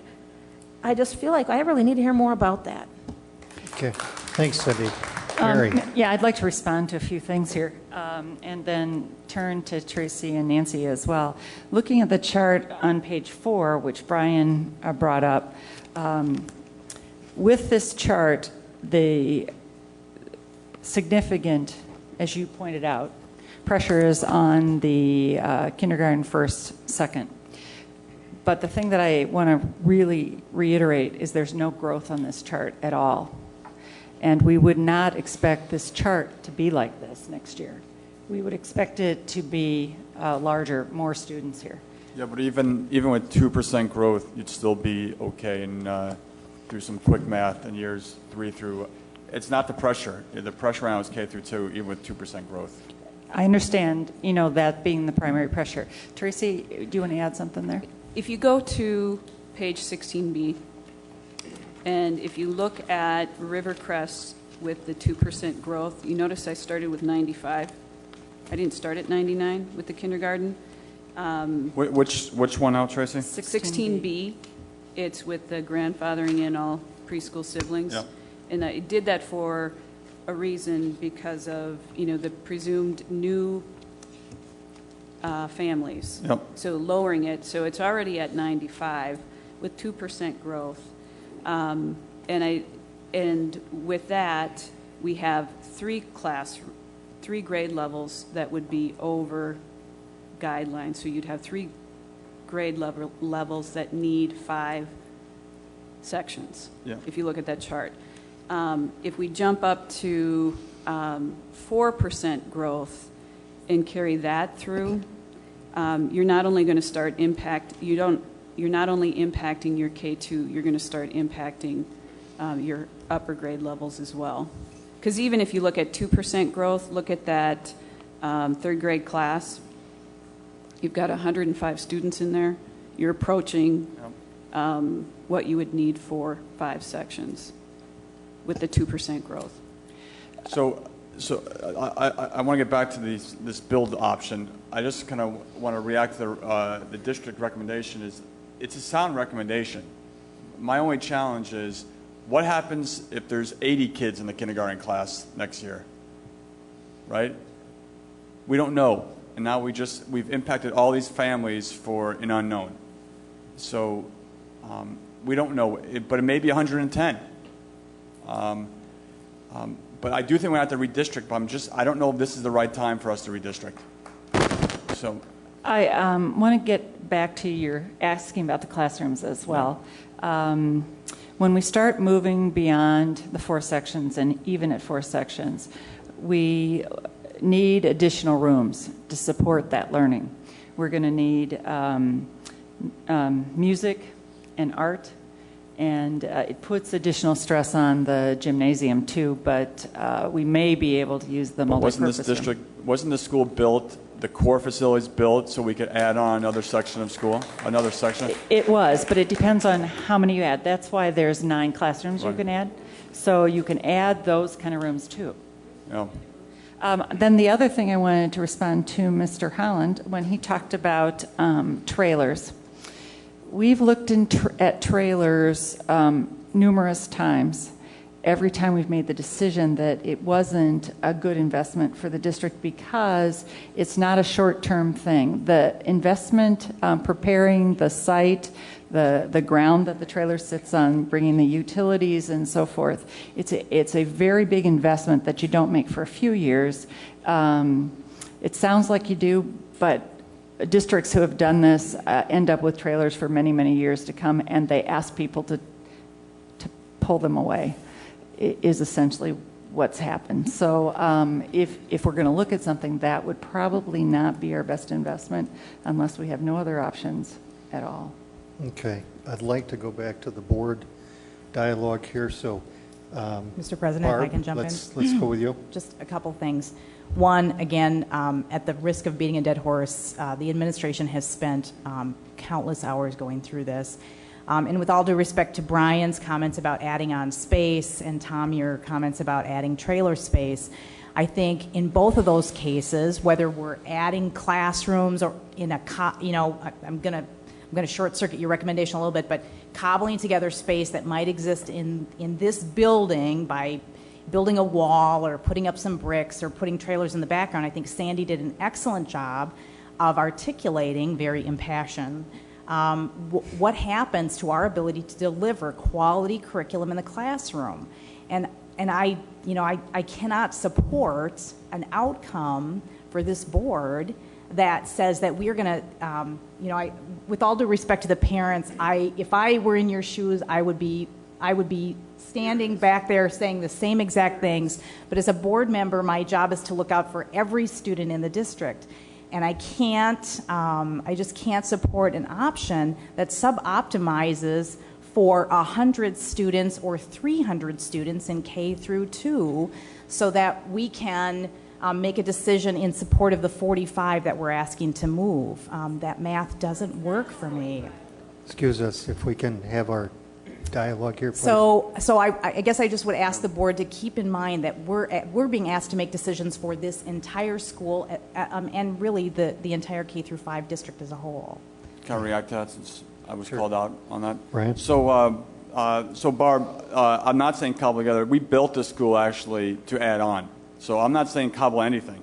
All I'm saying is instead of doing all the next phase 9 classrooms all at one time, I'm saying right now the pressure point is in K2 and not cobble anything together and build 2 new schools. And I think that would be enough without doing any cobbling. But I think you also commented about moving the LD space. I'm also asking us to get a little flexible. The last thing I want to do right now, and Cindy, I agree with you, we need to do something on secondary space. But I don't think right now the taxpayers want to have a bigger tax bill from the school district. So I'm trying to do something that's also tax neutral. We have $500,000 left in our budget. It's allocated to the school. That money is already on the school. I think we can actually build 2 new classrooms for the $500,000, and it's tax neutral to the school. It's not a cobbled together solution, and then we wait to see what the actual enrollment is. So I'm not cobbling anything. Okay. Thanks, Brian. Thanks, Barb. Let's go to Mark here. Thanks, Dan. First, I guess a couple of comments. I have an awful lot of empathy for all the parents out there in the audience. This sucks. This is a bad deal, and we're really unhappy to be here. But we have a difficult decision to make. I do also want to just point out the fact that a lot of work, I'm repeating myself, but other comments that have been made, an awful lot of work has gone into this by the administration.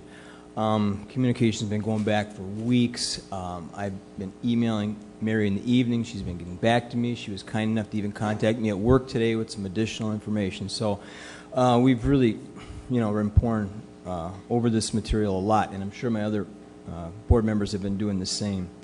And I think it was Tracy or someone mentioned that 30 different configurations were looked at for this. So this has been quite a challenge. Respond to a couple things here. With regard to adding classrooms or trailers, the issue I have with that is that we are going to spend money when we have a school nearby with excess capacity. That's not responsible to the taxpayers. It also strikes me as being something of a piecemeal solution. I think we have to tackle our growth and expansion problems in a little broader method. What I would like to have a little discussion about is I guess, class sizes. We've been talking about that. I really like Mr. Holland's idea of perhaps exploring an enrollment cap here and sending new residents to Rock. And part of that plan is letting you stay here. And I'm not sure what impact that's going to have on class. Well, I am sure. It's going to increase the class sizes. Okay, I understand that. That kind of math I can do. I struggle like Mr. Olson out there with numbers, but sometimes I can grasp the basics. But it's sort of an issue of competing variables. I understand the educational data about class sizes. I happen to have had a slightly different educational experience being in grade school in the 60s with very large classes, but I understand the rationale. But the competing value is the impact on the individual families. And I think we've heard some pretty compelling stories here. We could see the emotion in the room. And those are, I believe, are heartfelt. And I don't want to, diminish those. And so I think that is something that we should look at. And just in closing, everybody wants to have a bit more say here. If we need more time to do this, then we should take more time. But that's one discussion I'd like to have, is I'd like to see what the rest of the board here feels about class sizes, because I think that might be a partial solution. Thanks, Mark. And I'd like to challenge the person a while back that said the board was a rubber stamp for a lot of the administrative proposals. You're not seeing that tonight. So, Lynn, do you wish to? I do. Thanks. I have a question for Tim. What would happen with the money that is in the Rivercrest budget were it not to be allocated to a construction project this year? Well, if you remember, we had the total budget of $15.5 million for Rivercrest, which included $3.5 million coming out of fund balance to build Rivercrest. Right now, those dollars that we're talking about, the $500,000 that's left, are general fund dollars. So they're not; those are dollars that are sitting in the general fund. What we did was spend the bonded dollars first, earnings on those dollars. So what we have left are the general fund dollars. So what happens to them? It goes back to the general fund. If we don't spend them if we don't allocate them for a building project here, what happens to those dollars on July 1st? Well, they're available in the general fund. Are you talking about the fund balance? Right, the fund balance. The fund balance. It goes over to the fund balance. They're in the fund balance. Right. It would either stay in a fund balance or available for other things. Okay. Any other board comments? Yeah, I have a question on that. These are dollars that were raised in the referendum, can be put back in the general fund balance for use against any budgetary fund budget item? Well, because these are dollars that are remaining, we've used all of the bonded dollars, and these are the dollars that were to be funded out of the general fund for the construction. Brian, do you remember we took some dollars out of the fund balance? Yeah, but we took some dollars out of fund balance for the specific purpose of Rivercrest. And for the specific purpose of lowering the tax burden for the building of Rivercrest. Okay. I'm sorry, you're Lynn. You're on. Go ahead. Lynn, do you have any more? Well, I guess just, I would agree with all of my fellow board members. It's the worst possible thing that we can think of to come here and to talk to you about this now, a year later. But by the same token, I also feel that we owe it to our taxpayers to provide the value across the district with the resources that we have. So I would be in support of supporting the administration's proposal. Okay. Well, thanks, everyone. I want to thank the administration and her team. Certainly a lot of work has gone into this, so I want to commend you for that. We have a lot of good ideas on the table in addition to the administrative recommendation. So I'm open to the direction that the board wants to go, whether or not we want to make a motion on the district's recommendation, or if the board feels like we need to gather more information on some of these options that we've been discussing, we certainly can do that. So I'm at the will of the board here in terms of the direction we wish to go. Well, okay, myself, I'm not ready to vote on the administration's recommendation, and some of the issues that have been raised here, I think this is too important to tackle it right now. And we have some folks here that are talking about some of the building construction. I myself don't support that, but I'd like to see what that maybe looks like on paper. I'd like to see what some of the effects would be about capping and sending new students to Rock. I think if there's any possible way that would work, that may be an affordable and practical solution to preserve these families in the Rivercrest area. So I would, I guess I would like to bring this forth next month and table it so we have another 4 weeks to take care of it. So I will make the motion, I guess, to table the administration's recommendation till the March meeting. A second. We have a motion by Mark, second by Tom. Yeah. Do we have some discussion? Yeah, I wanted to still have a little discussion on this before we went to a motion. But I do as well. Have a motion and a second on the floor. So, do you wish to discuss? The only thing I can discuss right now is the motion, which I don't want to talk about the motion. I want to talk about something else. So, any discussion on the motion? If not, all those in favor of the motion, say aye. Aye. Aye. Those opposed? Aye. Aye. Aye. 4 opposed? So the motion fails. So I don't know if we're going to have any more data next board meeting or the next board meeting after. Right now, I think the critical piece of data, we don't know what it is kindergarten enrollment next year. I agree. And I don't think until I see the kindergarten enrollment, I'm ready to do much. I think we have some data. We have some other proposals we should review. These are all good ideas. But I do not want to redistrict based on a prediction of next year, because no one can have confidence in that number. Okay. Can I'm just a little bit confused, Brian. Are you stating then that you don't support the motion to delay this next month? Is that correct? Well, I don't want to vote on next. I don't know if next month I'll be able to vote on it either.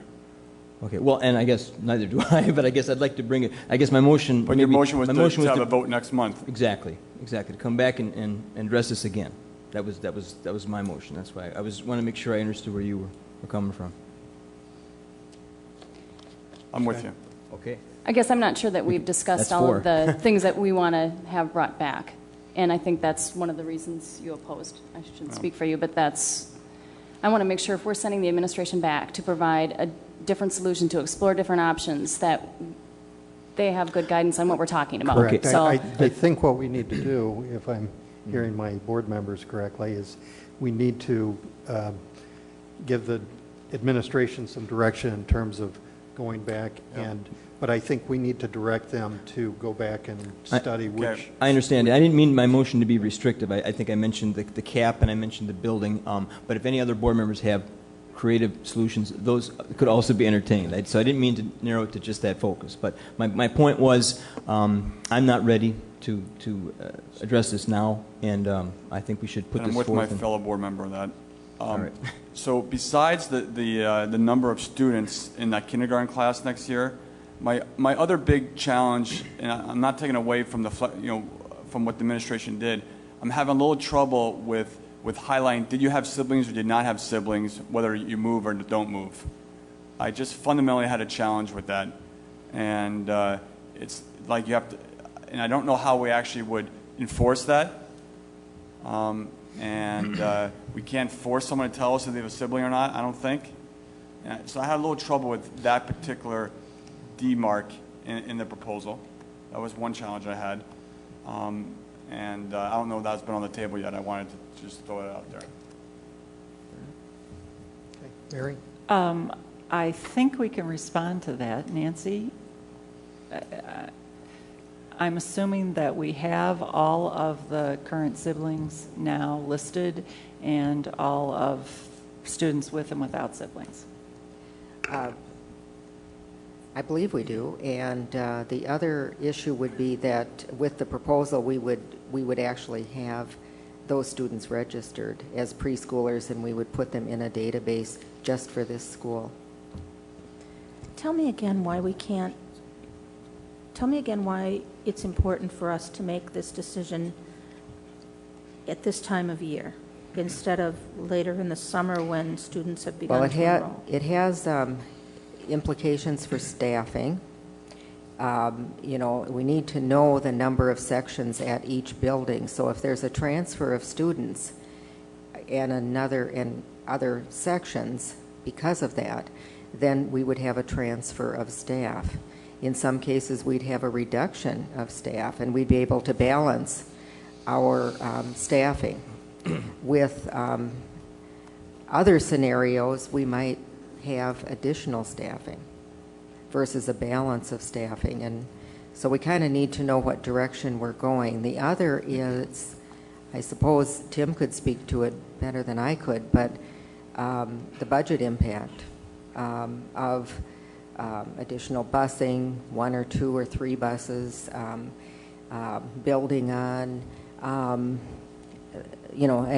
then the staffing, either 0 additional or 3, or there's just some unknowns.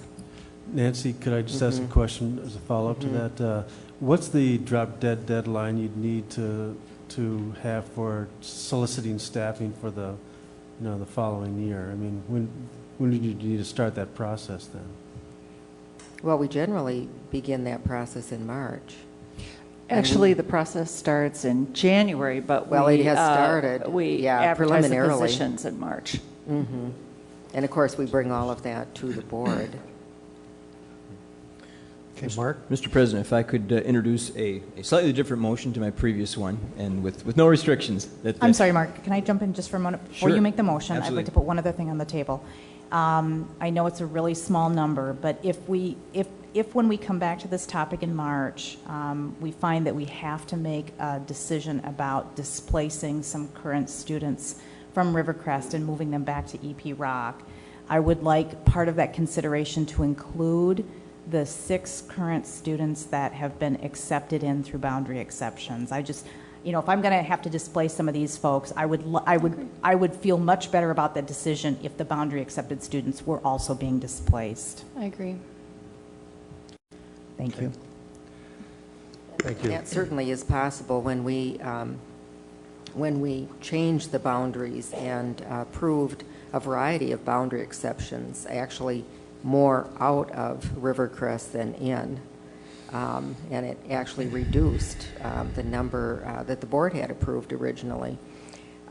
We did communicate with families that it may be possible, but we hoped it would not be necessary to ask them to submit a request every year, which had been the practice of the district previously. But certainly we have every authority to do that.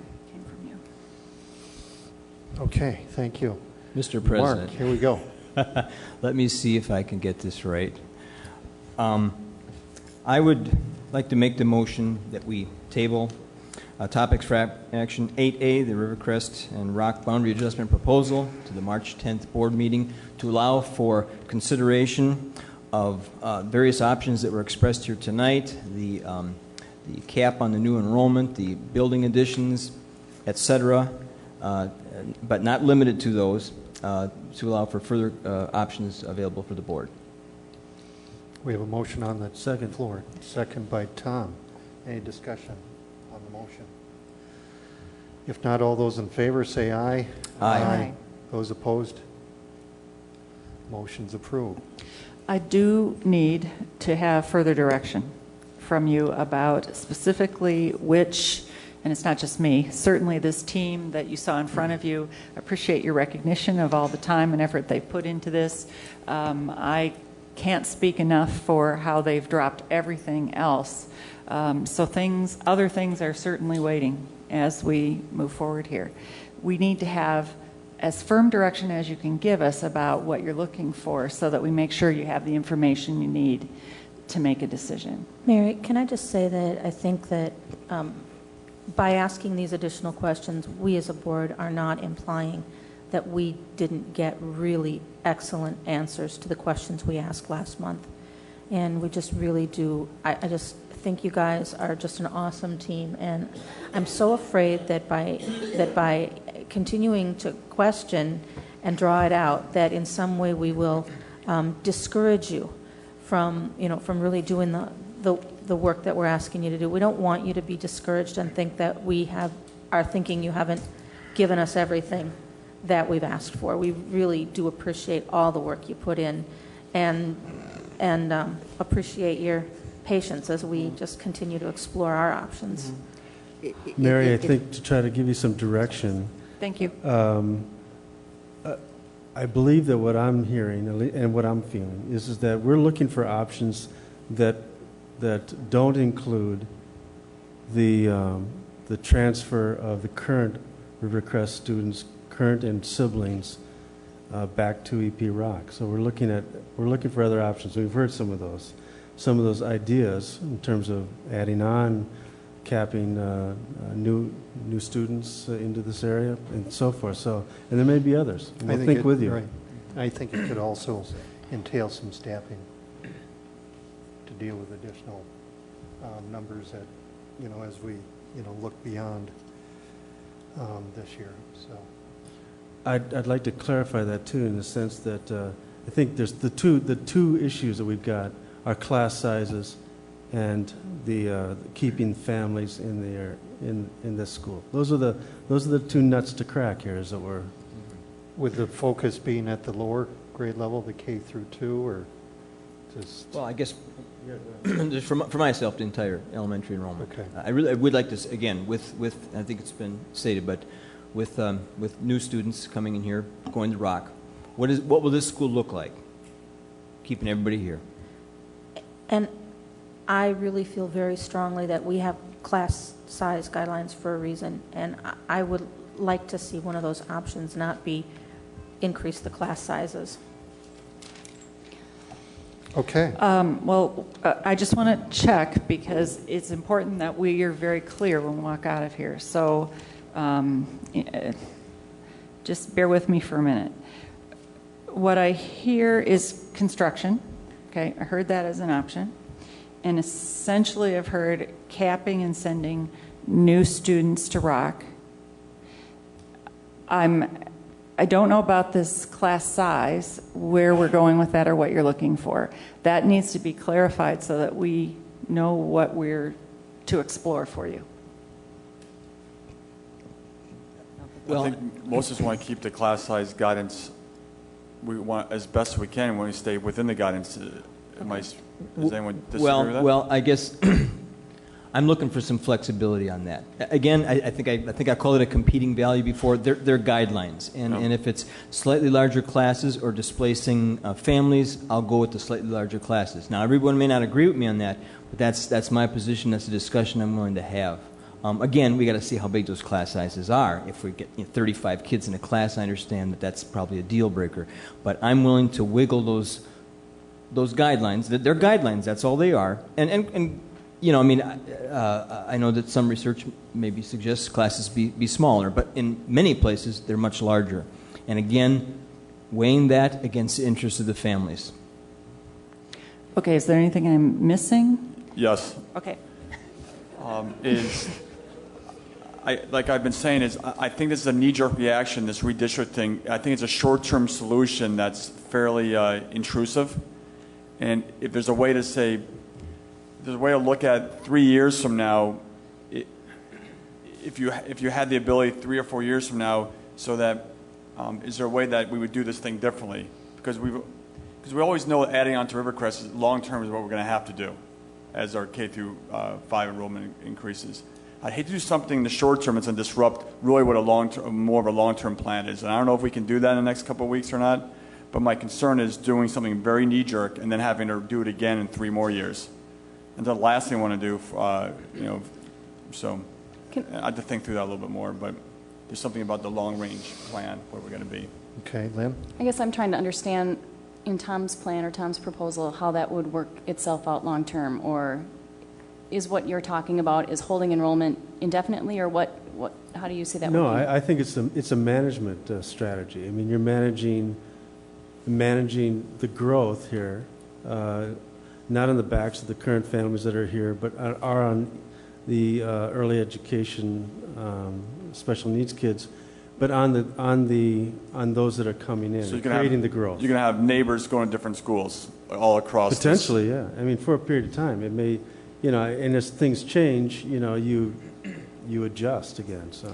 Well, essentially, it's what we did for the last 2 years as a short-term plan, but doing it for Rivercrest.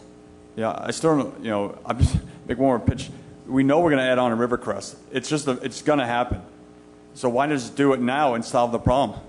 Well, we will look at that, but I'm going to tell you that there are plans that we have that are options for secondary space that do not include adding on to Rivercrest because of the option itself. And we are not, prepared to get into that at this time. We've put that on hold because of the economic situation that our community. I know, but we have $500,000 in the budget right now to do something that we probably going to do in the future versus redistricting. Okay. Mary, does that give you some good direction, or do you need more? Well, we'll need to talk about it, and if we need more, I'll send that out, and Sure. I know you'll respond to me. Okay, thank you. And thanks again to you and your team for the hard work. Can we move on to topics for action, item B? And Sandy, is there some way we can move this Oh, it'll be quick. fairly quickly? Yes. Nancy Okay, Toll is with me this evening. I want to ask her to come on up. Every 3 years, public schools in the state of Wisconsin must submit an educational, media, and technology plan to the Department of Public Instruction. And this does allow us to then apply for federal E-rate funding. And in Nancy's hands, you will see the whole plan that is submitted to the state, quite a lengthy document. Nancy takes the lead with her technology committee and does an outstanding job. And the committee is just a fantastic group of people to work with. They sincerely dig in and understand the work that needs to be done, and they put together an excellent plan. So Nancy, why don't you describe the process briefly, please? Okay. Over the last 9 months, our council meets once a month during the school year, and they work very hard to look at setting goals and objectives for the future for the school district with technology. We're required to do a 3-year plan for the DPI, and the reason we have to submit it we really had to send a draft to the DPI in December in order to apply for E-rate funds that don't start until next July. And that's kind of the cycle it is. So they have the draft of our plan here, but it needs board approval also here. Our plan, a lot of this plan is an extension of our 06-09 plan or 08 plan that we had. And we're proceeding a lot with looking at one-to-one initiatives, how we can get access for all students in the classroom with laptops in the classrooms. We're looking at the expansion of online learning opportunities for students, the greater focus on paperless applications going online, and a strong ties to the HSD 2025. In the whole plan, you'll see a real correlation between what the Technology Council saw happening in the classroom with what you had already said as a strategic plan with technology and global education. So.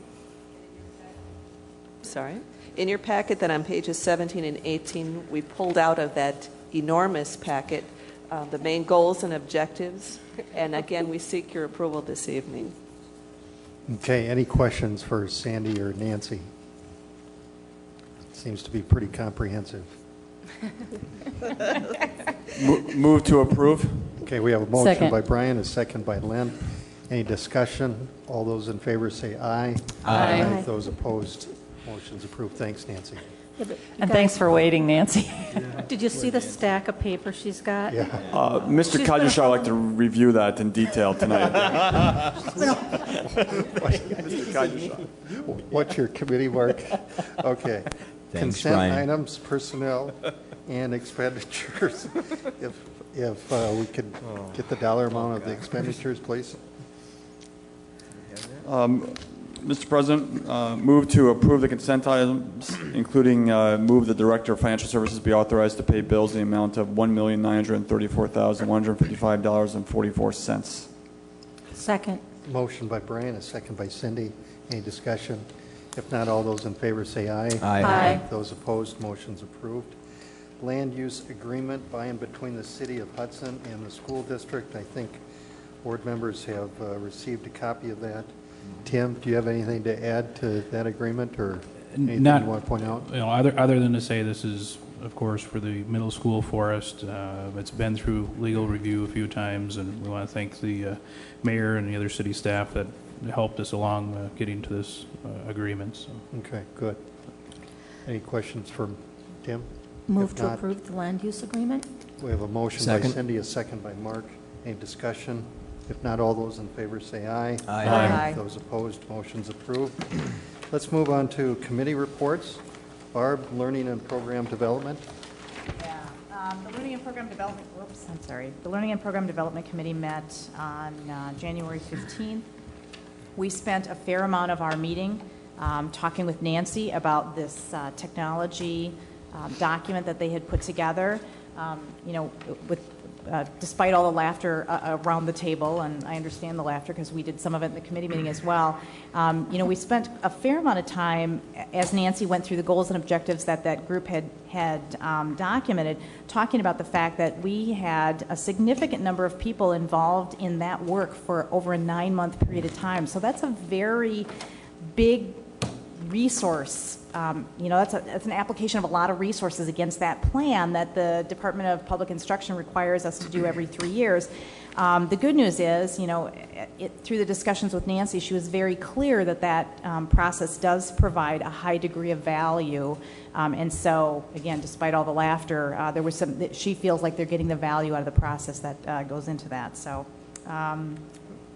The committee also spent some time working through, we're working through some visual ways to represent the new decision process around curriculum introduction. We're not ready to share that just yet. It's still in process, but I wanted to highlight that for you. And then Barbara Raboon spent some time giving us an update. If you recall, several months ago, we approved as a board the use of the new space for the Transition Community Worksite.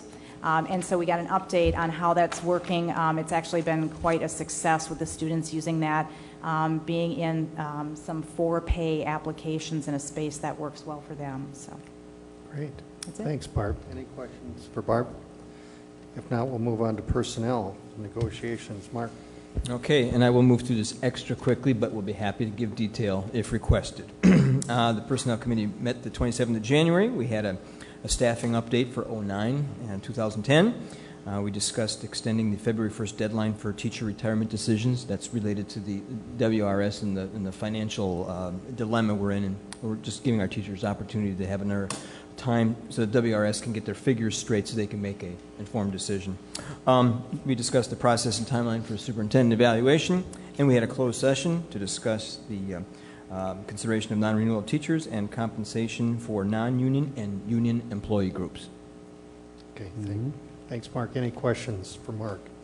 If not, Tom, Facilities and Grounds Committee. Which met on January 28th And we discussed 4 items, all of which were, one of which was already discussed. I guess there's, 4 items. The energy management process, and we're working towards, or working with a contract from CISA 10 out of Chippewa Falls to look at the potential or the ability to conserve energy, shooting for a 10% savings over a year to 18-month period of time. Much of that savings would come mostly in the form of behavioral changes rather than necessarily functions of mechanics. Savings, we pay in this contract 50% of that savings back to the contractor. And this does not include the Rivercrest Elementary School, but all the other schools in the district. Energy management policy was discussed briefly, but then after some discussion about that, we decided that it probably merits a larger view rather than just a specific policy on saving energy, but maybe towards more of a healthy schools, bigger scope address that would really, align itself more up with the strategic plan. We hit the staff here, Jim Staskell, met with the construction managers on an 11-month review regarding the Rivercrest construction, and all things are in pretty good shape. We are in contention for a gold, rather than I think originally we had hoped for a silver LEED certification. There's a bit of an issue with the gym floor, nothing too major, just a little bit of shrinkage because of a lack of some moisture. Rather than floating, it's shrinking a bit, but under warranty and will be taken care of. And finally, and I won't go to the land use agreement because Tim covered that, but we are looking at some modifications to our basketball standards just to update those and make sure that those are current. Okay, thanks, Tom. Any questions for Tom? If not, Brian, Finance Committee. All right, the Finance Committee met on 2 February. Actually, it was a very lengthy meeting. We had some big issues as a board we had to work through. So I'll save that one for a second. The first one we talked about the OPEB, the other post-employment benefits. We basically fund this thing. We kind of do an actuarial analysis and we fund this so we don't have an unfunded liability. The thing we're facing right now is we're going to assess, is that actually the best thing to do in the interest of the district in terms of losing negative tertiary aid because of the way we're funding that. So we're going to evaluate, do we continue funding the ARC, right? And second of all, if we do fund it, we have to come up with some, given that we've changed how we're, the teachers now, we've capped our investment into the teachers' medical and dental. We have to figure out how we raise that cost every year to account for that. So we're keeping it the same. We're keeping it at 0. So it's something that we're looking at. I won't go through any more. If you have any more details on that, Mark, you can call me this evening on that. But it's something that we have to work through. The bigger issue is this: is that that TIP district that went into our increased our property valuation. As you know, our aid from the state's based off of the revenue per member, the valuation per member, and our valuation just went up $160 million based off of the St. Croix Office Park now being part of our tax roll. Now, because we're a rich, we look like a richer district, even though nothing's changed. The state's going to give us less money, to the tune of a couple million. So the challenge is how do we react to that, right? In this current economic situation, basically what the state's saying, you have to shift the tax burden from the state to property taxes, and we got to figure out how we're going to do that. So we just have less revenue coming from the state next year. So that's going to be a challenge for us as a district as we're thinking about what we're doing in our district. We're going to have to account for that, and we're going to make some. We're going to make some fairly. We're going to be very creative and working with the administration, coming up with the best course of action based on that data. And then we talked about ink cartridges, and we're gonna recycle them. We said save the best for last, money. Brian, huh? I do want to talk to you more about the ink cartridges, so I will call you about that later. So, but that's something that we're going to be talking about as a board on this evaluation. Yep. Thanks, Brian.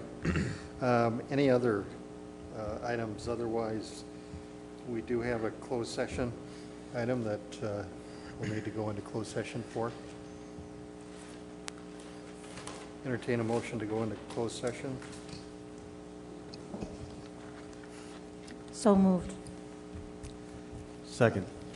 Okay, we have a motion to go into closed session pursuant to Wisconsin statutes 19.85, parent 1, parent B, parent C, parent F, for the purpose of preliminary consideration of non-renewal of teachers and considering compensation of non-union employees, and for the purpose of deliberating to prepare for negotiations with all union employees.